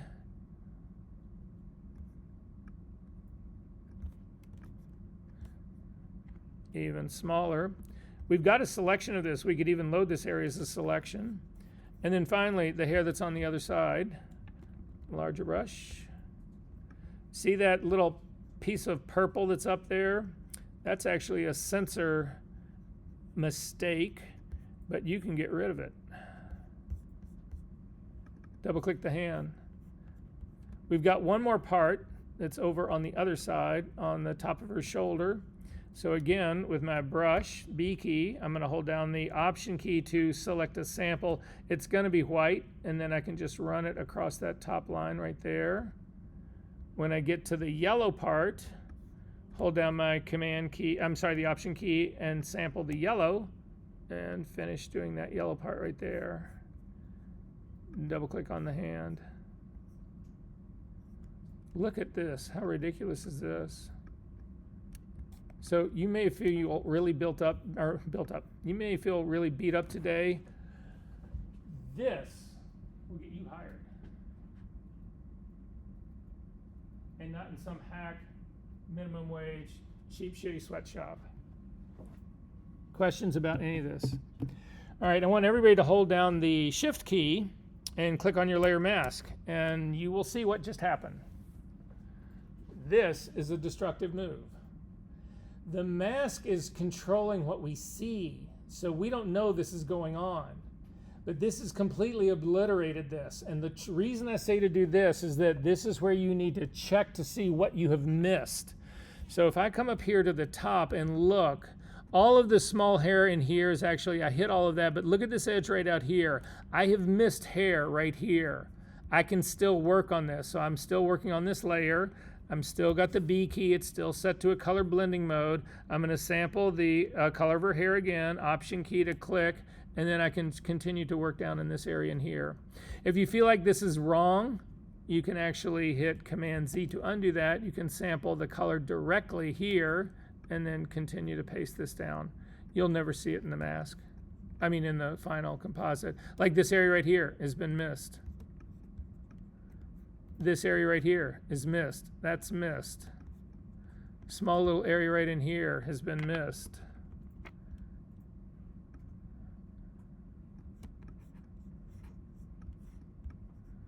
All these fine hairs on the bottom, all of this has been missed in your spill removal. And then just click on the X to actually bring it back. We good? Okay. You can close that up. You do not need to save that.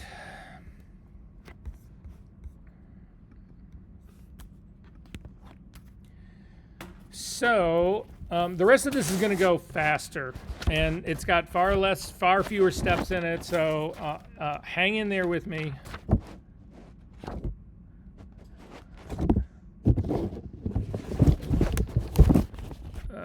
Okie dokie.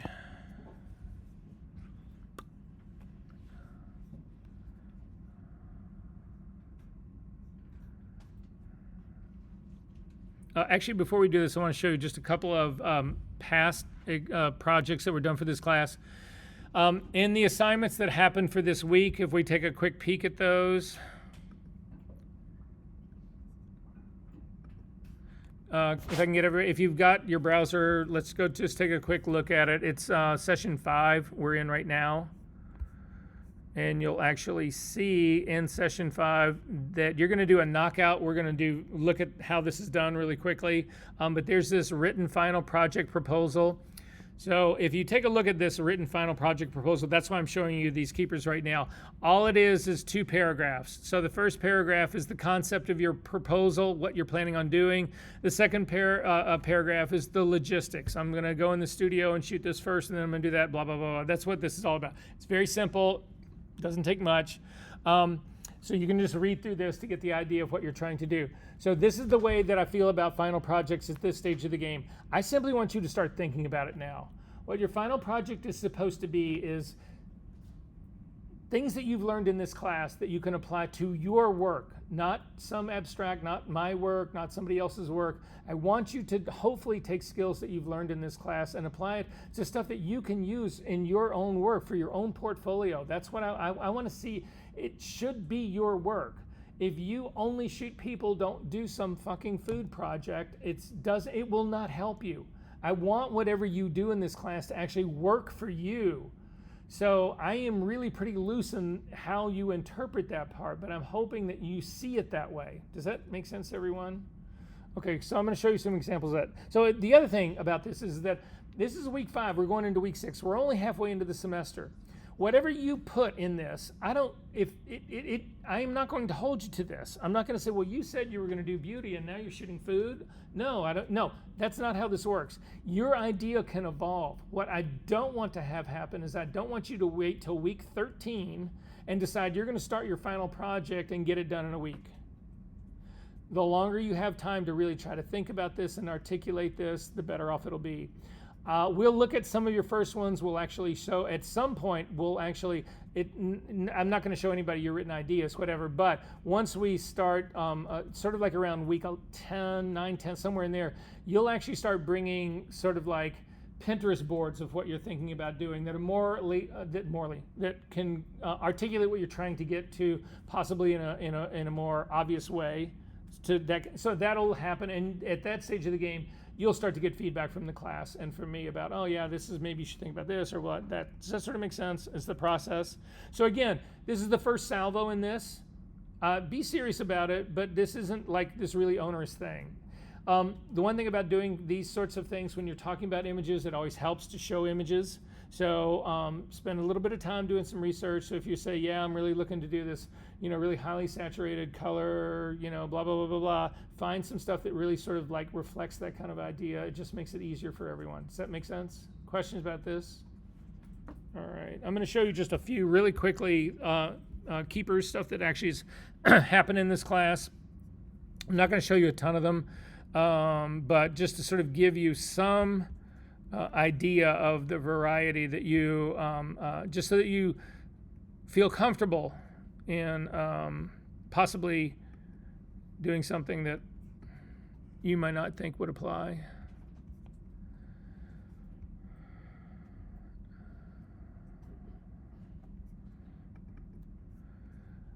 So this was, and these are taken from all over time. So anyway, this is a guy named Alex Mortel. And he decided he was really interested in shooting architecture, and so he decided he was going to shoot buildings. He actually comped, some of these buildings are comped together, some are not, but then he decided he wanted to remove all the windows. So he has all these like windowless buildings, which became really sort of interesting in their own right. They were really beautiful prints. Austin actually decided he was going to completely fabricate. These are all built, like this building structure, it's all completely artificial. It's built from other pieces of other buildings that he actually put together and then dropped into this landscape. They were really pretty wild. This is another one. So this does not exist at all. It's all completely fabricated.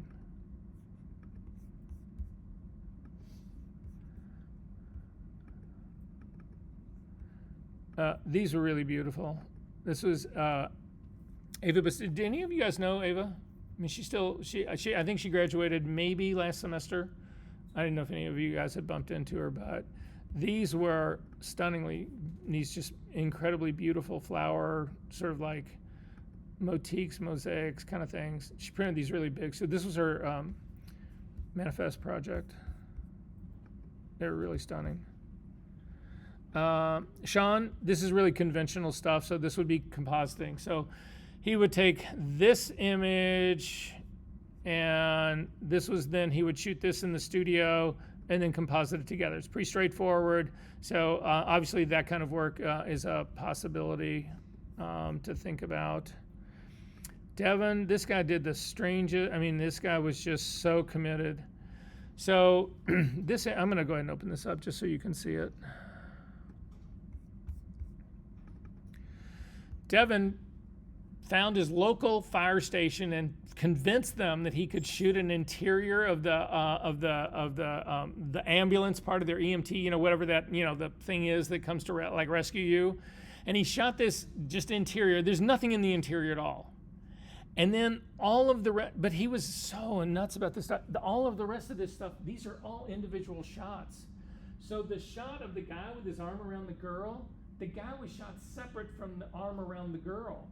Those are two completely different photographs that he then pieces together. And then he puts the whole thing inside this. He had the most insane diagrams of this to actually get the perspectives of all of this right. And he completely pulled it off. It's ridiculous. But this is like 15, 20 images. It's insane, insane. It took him a very long time to pull this off. But at any rate, it was pretty flawless, I have to say.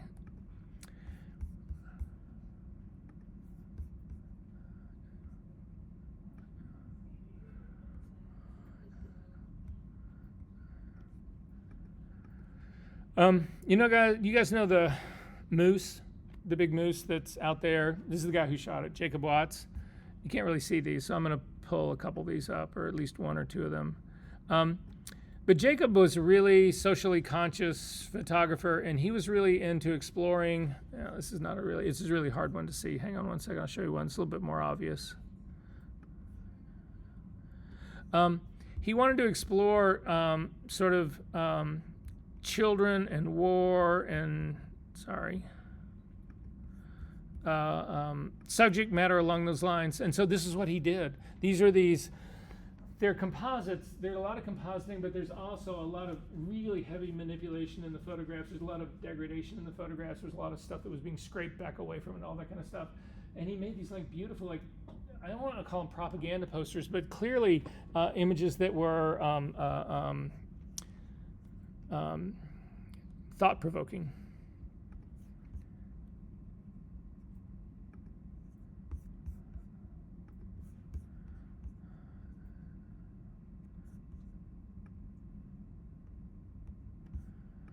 So, this was not who I thought this was, another Jeff. But these are all constructions that were actually done in Photoshop. So if you take a look at these, you can see that all of this stuff, the forms were completely built. The perspectives were completely fucked up with. So this was a very MC Escher kind of thing, whatever. But all of this was generated, all of this was pieced together as separate parts in Photoshop. And he did this whole series of them. They were really, really, really well done. Let me show you the other Jeff in just a second.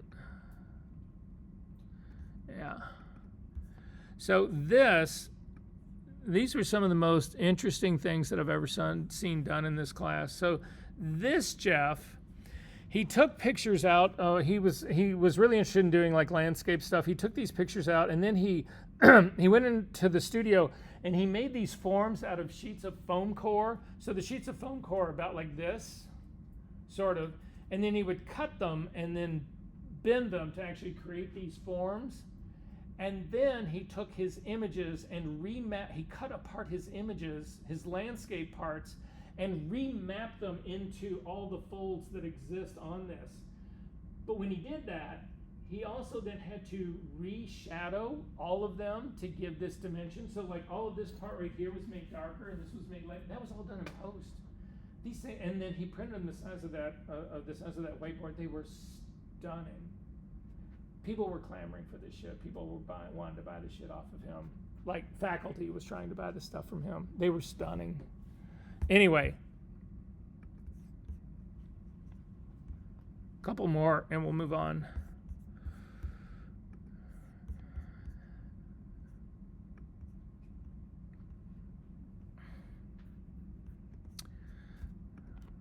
I'm going to show you one of Jory's just because you've got to sort of see what was really sort of like going on in it. Yeah, I'll do this one. Actually, no, I'll do this one.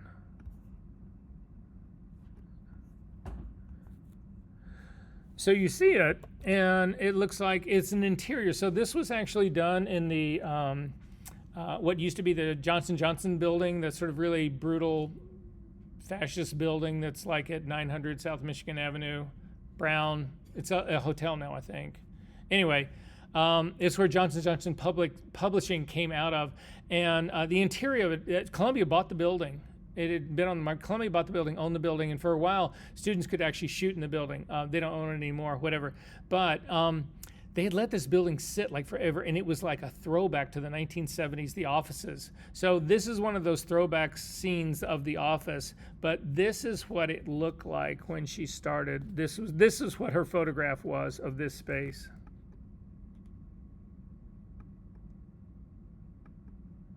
And you look at it and you say, well, that's not that big of a deal. How hard could this possibly be able, how hard, right? If you take a look at this, all the retouching on this has to be done in perspective. So all the elements right here, you could say, well, sure, I can clone this out, clone stamp tool, but as you move these elements from here back, they get smaller. And you have to have it all line up. So it's not only you're doing that, but it's all got to line up. Then she ends up adding the lighting to the background. She removes this whole thing, and then this, to me, was the mind fuck of all, is that she actually matches all of this up as well. I want to show you her layer stack. Look at this.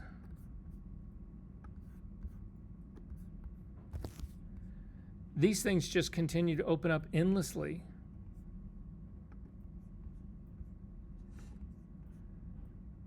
I mean, it's just insanity what she did. So at any rate, two things I'll tell you. The reason I show you this is that everybody comes to me and says, well, how many images for the final, right? And I always say to them, you know what a final is, and you know what a final isn't, right? So don't walk in here with 5 images where you've taken like one pimple out and that was it. That's not a final. The image that Jacob Watts, the moose guy, actually showed had 30,000 layers in it. He'd been working on it for months. Is that worth a final?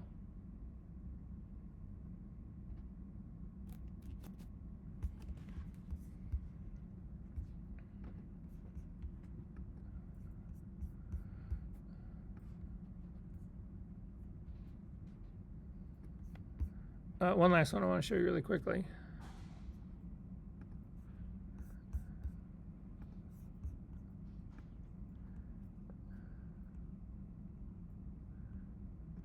Take that back too.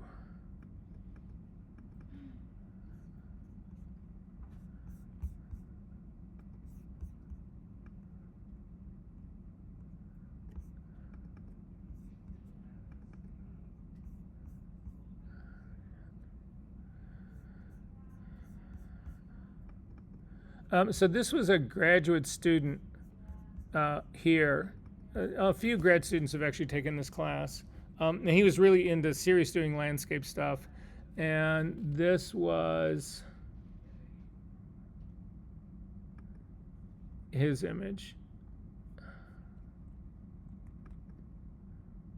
So it starts with this, it adds this, and then ultimately it becomes that. It was insane. His grass was so good. I mean, all of it was so incredibly good. One last one.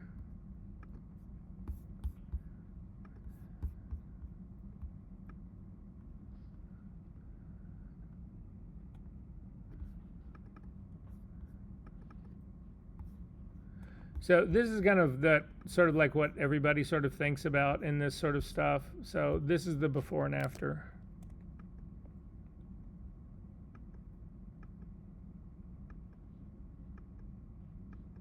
Tim went on to have, he has got a really successful business here in Chicago. He, serious retoucher, but also slash digital tech slash, he's like deep into it. It's worked out really well for him. Okay.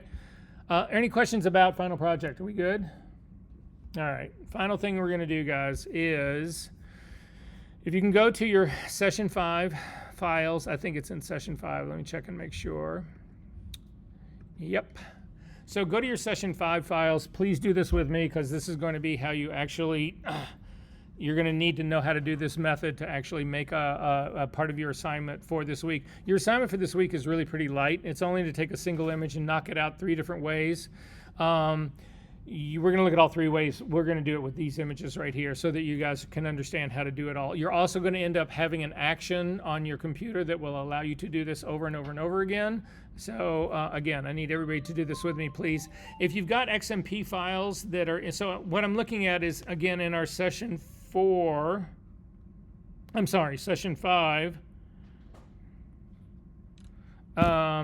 Inside of there, there's a folder that says 201008155_ver_urban02. Can everybody find that? Yep. Inside of there are 2 raw files. You can throw away the XMP files if you have them. I am just going to pitch mine. I'm going to select both the CR2 files and I'm going to drag them on top of my regular Photoshop, not the beta one. And it should open up into Camera Raw and it should look like this. Everybody got this stuff?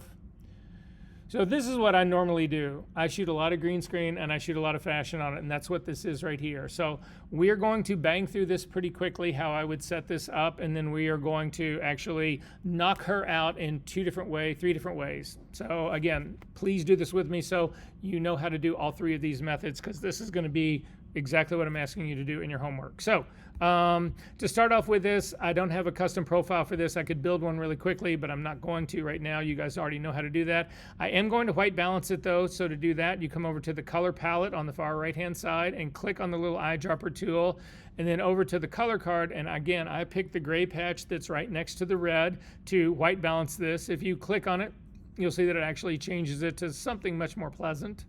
And then I need to apply this. The only thing we're going to knock out is the image that's underneath it. So to apply this to the image that's underneath it, hover over the thumbnail of the one that has the card in it. You'll get the little 3 dots in the top right-hand corner. Click on that and come down and say Select All. And then go right back to that same spot. You'll notice that it's actually added a little gray, light gray border around the other image. Come back, that tells you that it's selected it. Come back to the same little 3 dots, click on that, and you're going to do Sync Settings. And you can leave it at its default. The only thing we've done here is to white balance the tool. So click on that, and you'll notice now that I've got an image that actually has the white balance put on it.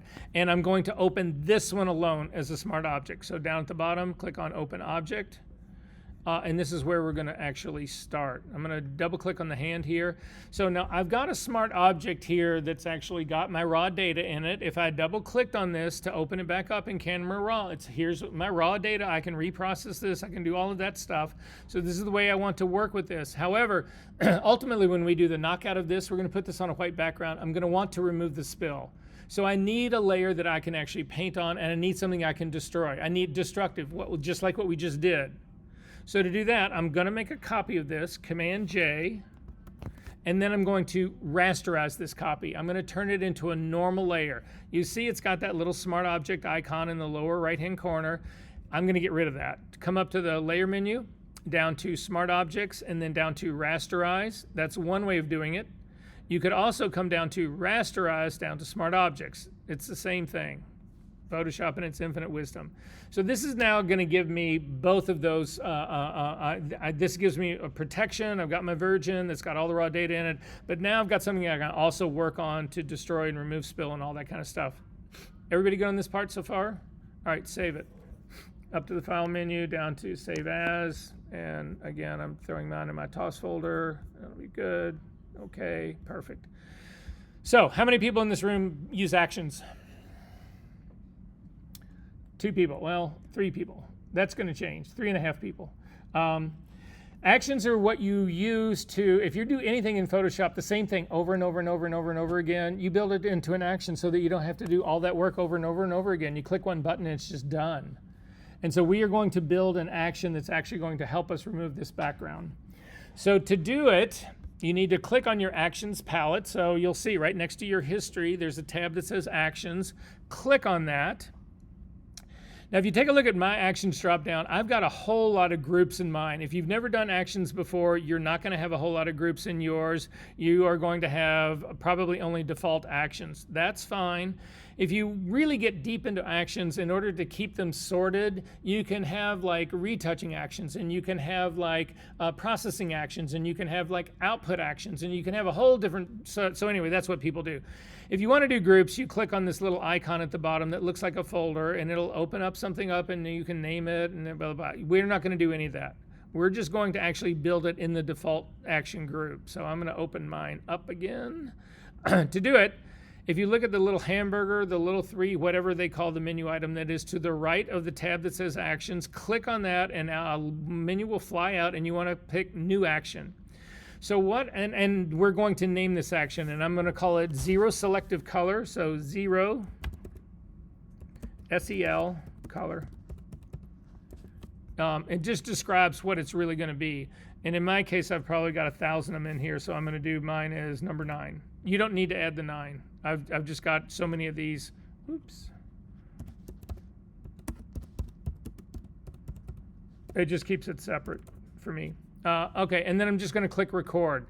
So what's happening now is that Photoshop is now going to watch every single thing that you do, and it's going to record that motion or that whatever you do. If you name things, it will record that. It'll do anything, pretty much anything.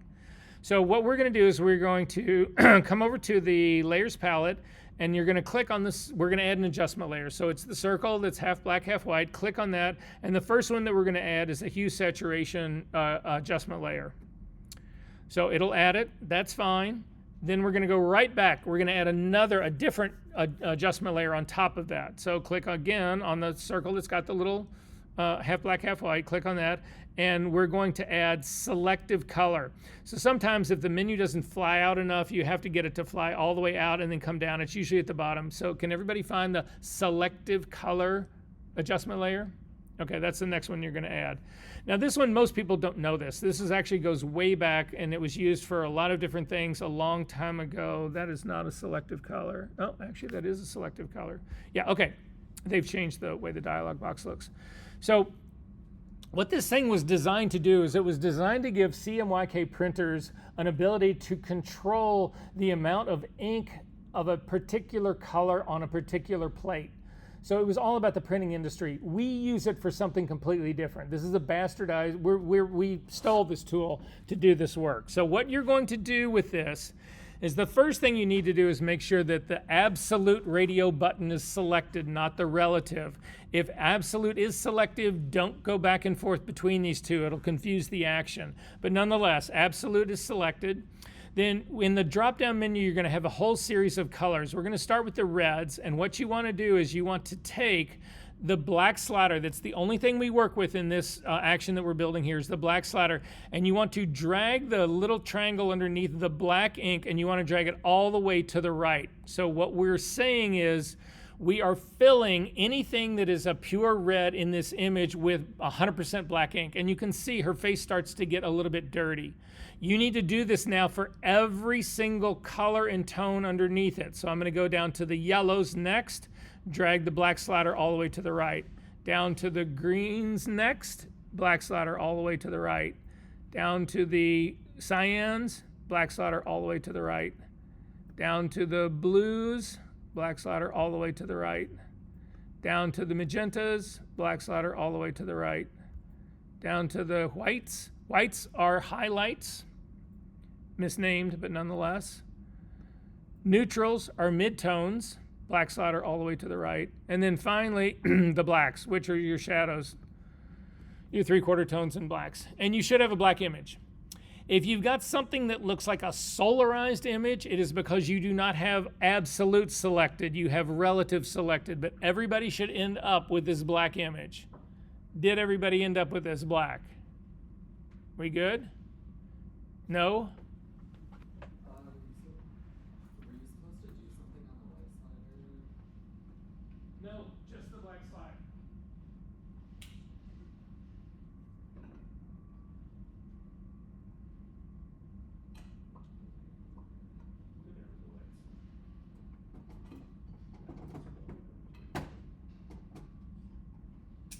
And your image is black. Okay, now we're going to actually stop the action. It's recorded. This is all we needed to do. But how much of a pain in the ass is that to do, right? Imagine doing that for 100 images. Okay, so to stop it, go back over to your action palette, and you'll see down at the very bottom there's a little red dot. That's an indication that you are recording. Right to the left of that is a little square. If you click on that, it stops the recording of your action. So all we did was to add these 2 layers and then do the selective color one and make that one. I want you to throw both of those adjustment layers away. So select them both, drag them down to the trash, and get rid of them. Come back over to your actions palette, and you'll see at the very top there will be a 0 selective color. You want to select the parent. So the thing that's actually named 0 selective color, you need to select that. You do not select the first step in it. You select the parent. So it's whatever you named it. So click on 0 selective color, and then at the bottom of the actions palette, there will be a little arrow that points to the right. That's what you click to play the action. So go ahead and click on that. And your image goes like this. Now, mine, I don't know why Photoshop, mine always gets confused and it always flips it from absolute to relative, but it's an easy fix. Just if your image is black, you're good. If your image is solarized like this, you just need to click on the absolute radio button and you'll have a black image. Does everybody in this room have a black image? No.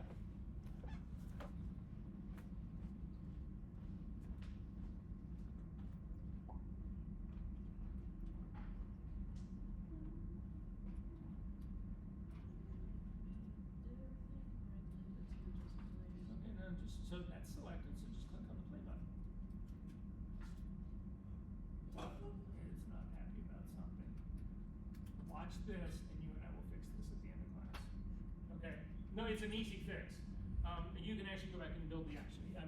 So you can continue to work with this. Hit cancel.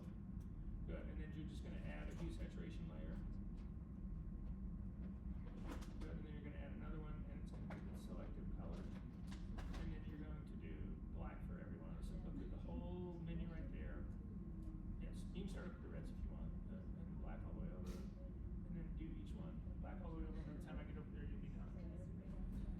Yeah, and you have absolute selective now.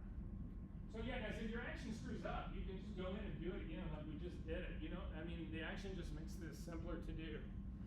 Okay, so what we're getting out of this action, the reason we're doing this is that we can now take a color and do the opposite. Instead of filling it with black, we can actually fill it with white, and this is what it's going to look like.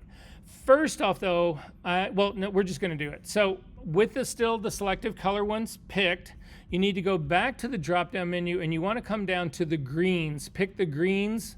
And then what we're going to do is, right now, the way it's set up, we've said we were going to fill the greens with black. Now, the concept of white ink exists in mathematics, in Photoshop. So if you drag the black slider back to the center point where it just says 0, then we're not filling the green with anything. But if you go all the way to the left side, what we are doing is we're saying we are filling this image we're filling the greens in this image with white ink. It's just the opposite of black. And you can see the area in the background that actually is green is starting to get lighter. Now, the reason it is not pure white right now is because it is not a pure green. We need to, if we want to have a more effective mask, we actually need to go in and make this a purer green, a more pure green. How can we do that?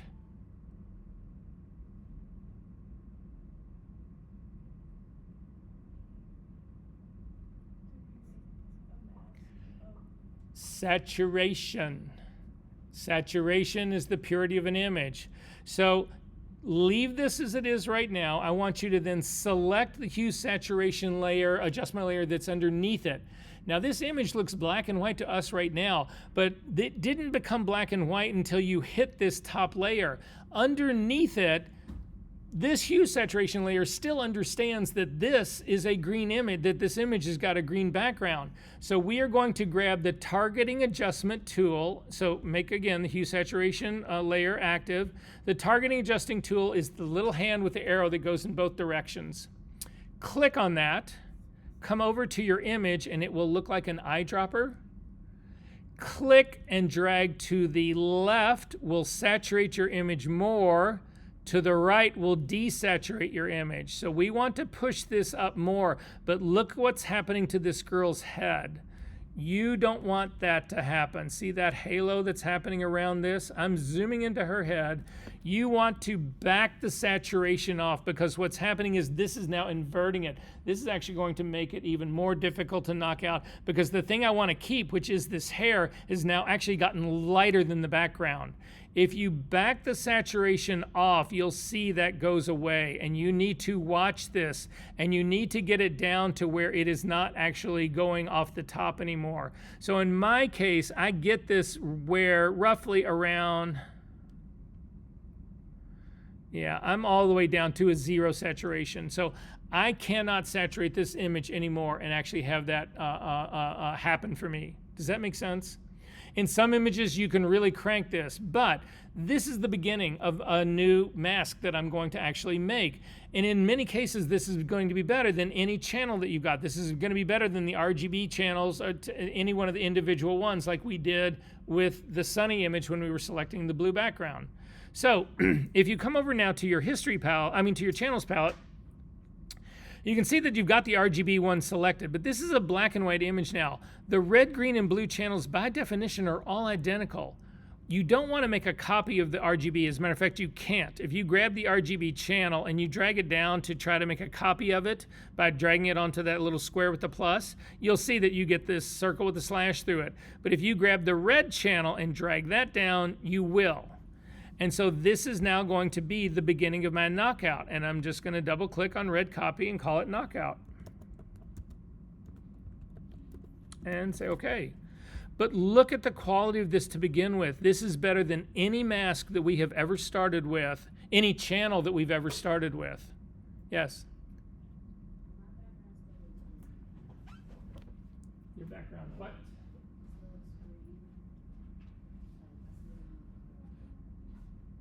You don't have a selected color on top of this. All you've got is hue saturation.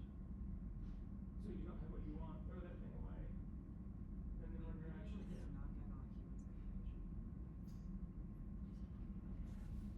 Oh wait, you've already got one here. You hit it twice. Scroll down. Yeah, go back up and fine. Click on the selected color on the this part. Yeah. And you're going to go up and drop down in greens, and you're going to take, no, you were at, take the black slider at the bottom, go all the way to the left. Boom, going.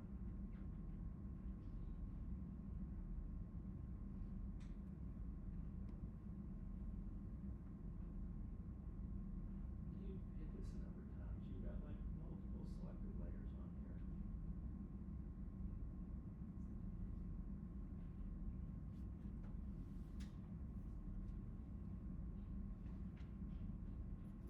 This is what you want. Make a copy of the original. Just drag it to the bottom, square with a little plus in it. Okay. So, as we have done in the past, first off, you can throw away these selective color layers and adjustment layers. The two that are on the very top, they've done their work. We don't need them anymore. Get rid of them. come back over to your channels palette and click on knockout. And we're simply going to put 2 markers down. Now, if you look, you'll see there's parts of her outfit that are actually, you can still actually get detail in them. I'm looking at her sleeve all the way on the right side. I'm going to put 1 point there. So I'm going to come up to my color sampler tool. And I'm going to drop 1 point right in that area there. And then I'm going to just do 1 on the background. So again, all I want to do is make the outfit black and the background white. We've done this 1,000 times. So I'm working on my knockout layer here. I've got my 2 points. I'm going to click on the little eyedroppers to get them into RGB.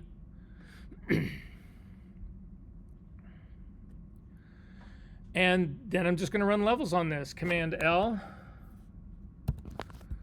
And in the levels dialog box, I'm going to start with the black part, and I'm going to click and bring it over. I'm just starting because it was at 7. I'm going to go to my arrow keys, and then I'm going to grab the white slider and pull it way down until I get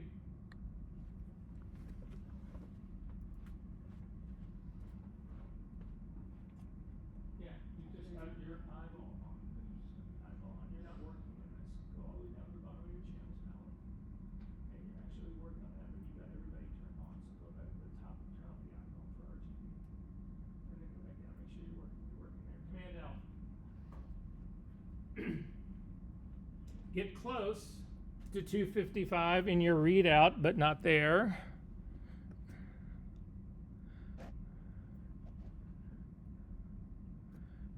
And go to your arrow keys. And then before you say OK to this, take a look at your image. Hair is looking good. Use your preview box on and off to make sure. That looks pretty good to me, so I'm going to go ahead and say OK to this. And then finally, I've got a little bit of cleanup to do, like that sleeve that's on the right-hand side. I'm going to hit the B key to get a brush. It's all overlay work because this is already pretty much there. So overlay brush, and black is my foreground color, so I can clean up this edge right here. I can clean up that edge right there. And I just work my way around this. There's part on this sleeve right here. And you guys get where this is all going. There's some more down here at the bottom. And here on the leg. There's something show. Oh, actually, there's parts that are showing through between her legs. Don't hit that part. That's actually supposed to be background. It's supposed to be showing through. I'm going to come back up the other side and tap it in just a little bit more. There's a couple more places. But for the most part, this is actually pretty well done. I'm going to click on my hand like here. So what I have is I have a pretty good background. What I don't have are the feet. How would you get the feet?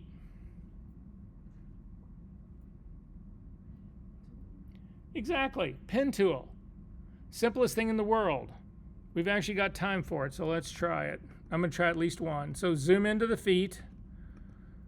If you want to, it's easier, I think, not to be working on the mask when you do the pen work. So I'm going to go back up and click on the full RGB because it just lets me see everything. Hit the P key, and I'm going to do this pretty quick. So if you can keep up with me, that's great. If you can't keep up with me, get at least 1 foot done. You'll get the whole idea. This is not part of your homework, so don't worry about that. When you get down to the bottom, you do not want to include the shadow underneath her shoe.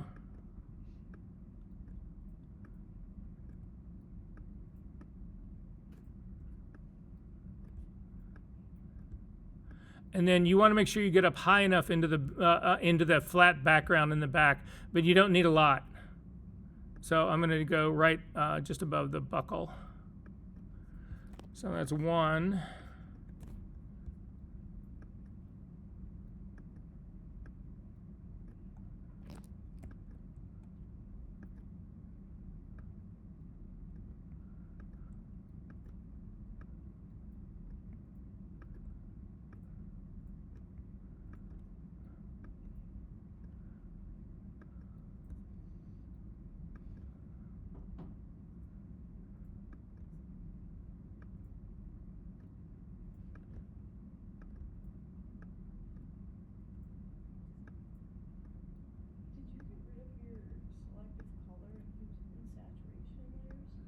I did.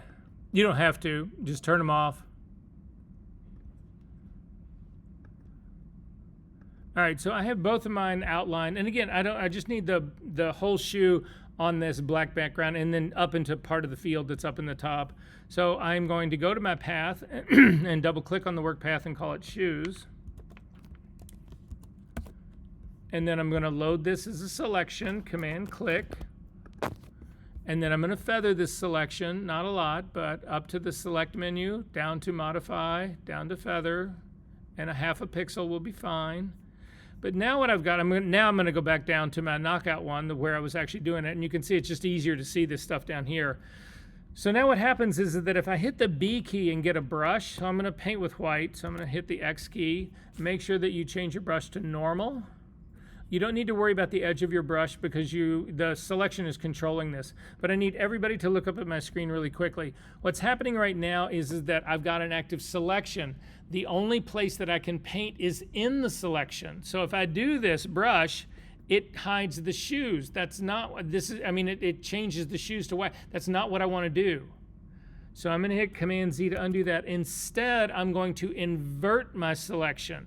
I don't want the shoes selected. I want everything else but the shoes selected. I want the shoes to be protected.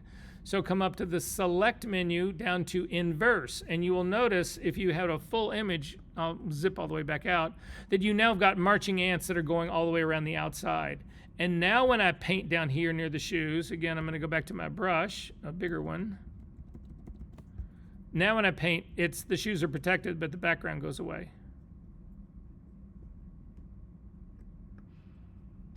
Is this working for you guys? Sure.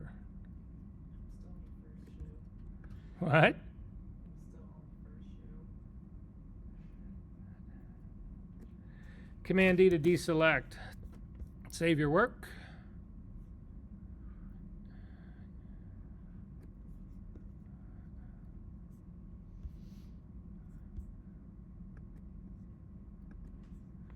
And let's see what it looks like. So I'm going to Command click my knockout to load it as a selection. Go back to my layers and apply it to this. Ooh, I've got a selection going. Oh, I wanted a selection going, sorry. I'm going to just apply it here as a layer mask. I'm going to select in between the two of them right now because I want to put her on a white background. So I'm going to click down here between the two, and I'm going to add a solid color. White. This is exactly what we did before. She's now white. The background now shows. Simply invert your mask. And look at the quality of your knockout. Guys, this is what this shit is all about. How long did that take me? I've got a $300, $350 program that's supposed to do this work. This works better, and it's free. So to fix this at the very end, I'm going to select my pixel content. I'm going to hit the B key to get a brush. I'm going to come up to my the quality of my brush, the edge of my brush. I'm going to make it a completely soft brush. I'm going to change the mode from normal down to color. I'm going to hover over her hair, hold down my Option key, and sample the color of her hair, and click to remove all the green spill that is on this side. I'm going to come up and sample a new color and get rid of the spill that's on the top. A new color and get rid of the spill that's on the side. You'll see that there's actually spill on the side of her cheek. If you zoom in here really close, I'm going to make my brush much smaller, and I'm going to sample her skin because I need to work from this side out. If you feel like this is too strong, and I do, I feel like this is this giant red line, hit Command Z to undo that, and instead drop the opacity of your brush down to like 30% and do it again. And it just gets rid of the spill.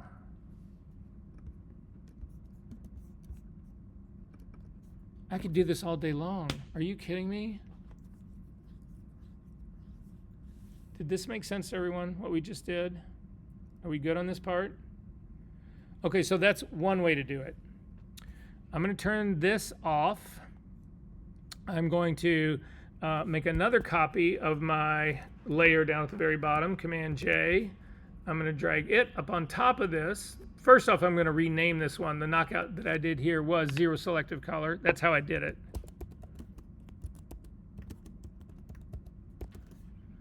And say OK to that. Then on the next one up, I'm going to rasterize this layer as well, because I'm probably going to do destructive work on it. So up to the layer menu, down to Smart Objects, down to Rasterize. And in this time, I'm going to do a different technique for selecting the background. So I'm going to come up to the, it's one we've used very little, up to the Select menu, down to Color Range. And when Color Range opens up, if you have the drop-down menu here set to grayscale, your image will actually give you a bigger preview of what we're doing, and I think it's easier to work on. So if you've got it to none, you'll just see the image in a little preview right here. I'm going to set mine to grayscale so that my image here can show me the selection. Grab the little eyedropper tool. In the drop-down menu here, you want to be doing sample colors, and then simply select the background. Just click on the green. And it does a pretty good job of it. However, if you select, you'll see it's not selecting part down here. If you select down here, it does a different selection. What I really want to do is add to the selection. So to do that, you click on the little plus eyedropper, and this you can then drag across your image. You can drag anywhere. And this now is the beginning of your mask. Say OK. Command, and then we're going to save this selection. So save selection. And I'm going to call it Color Range.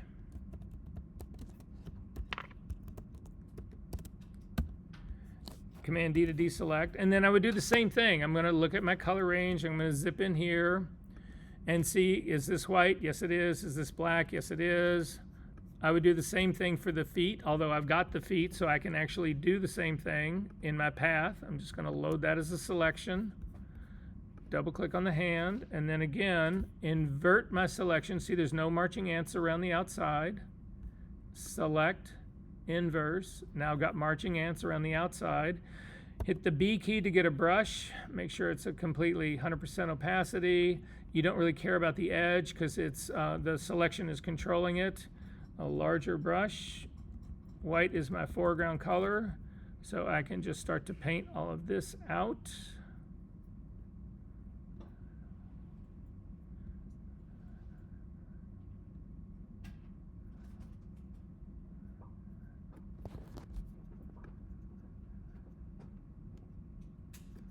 Command D to deselect, a little bit more right there and right there.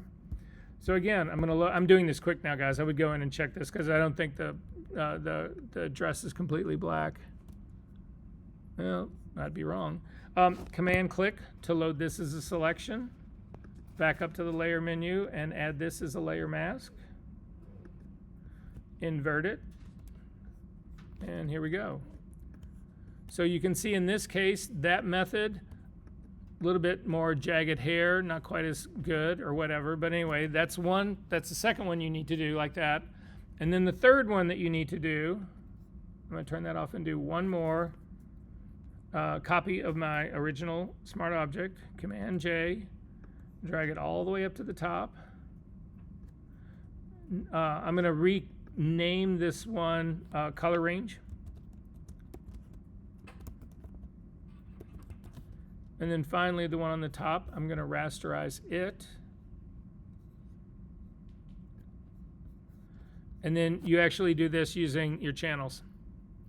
We've done this 3 times today, so I'm not going to go through that again. But looking at this, it would probably be the green channel. I would duplicate, and then color sampler points, put them down, make your white background white.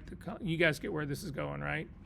And that's the final one you do. So the way the assignment reads, really quickly,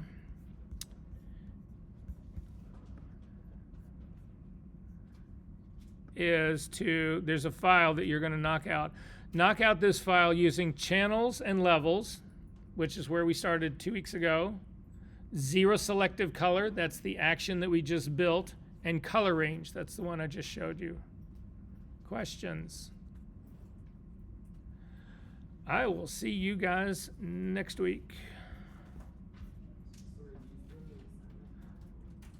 I'm sorry, what? I'm sorry, I still can't hear you. These are the assignment files for the homework. No, the one we just did is not the assignment file. The one we just did, again, if you look at the assignment file, it's this knockout 081025. There's always, the assignments are always in a folder that says assignment folder. It's this one right here, and it's this image.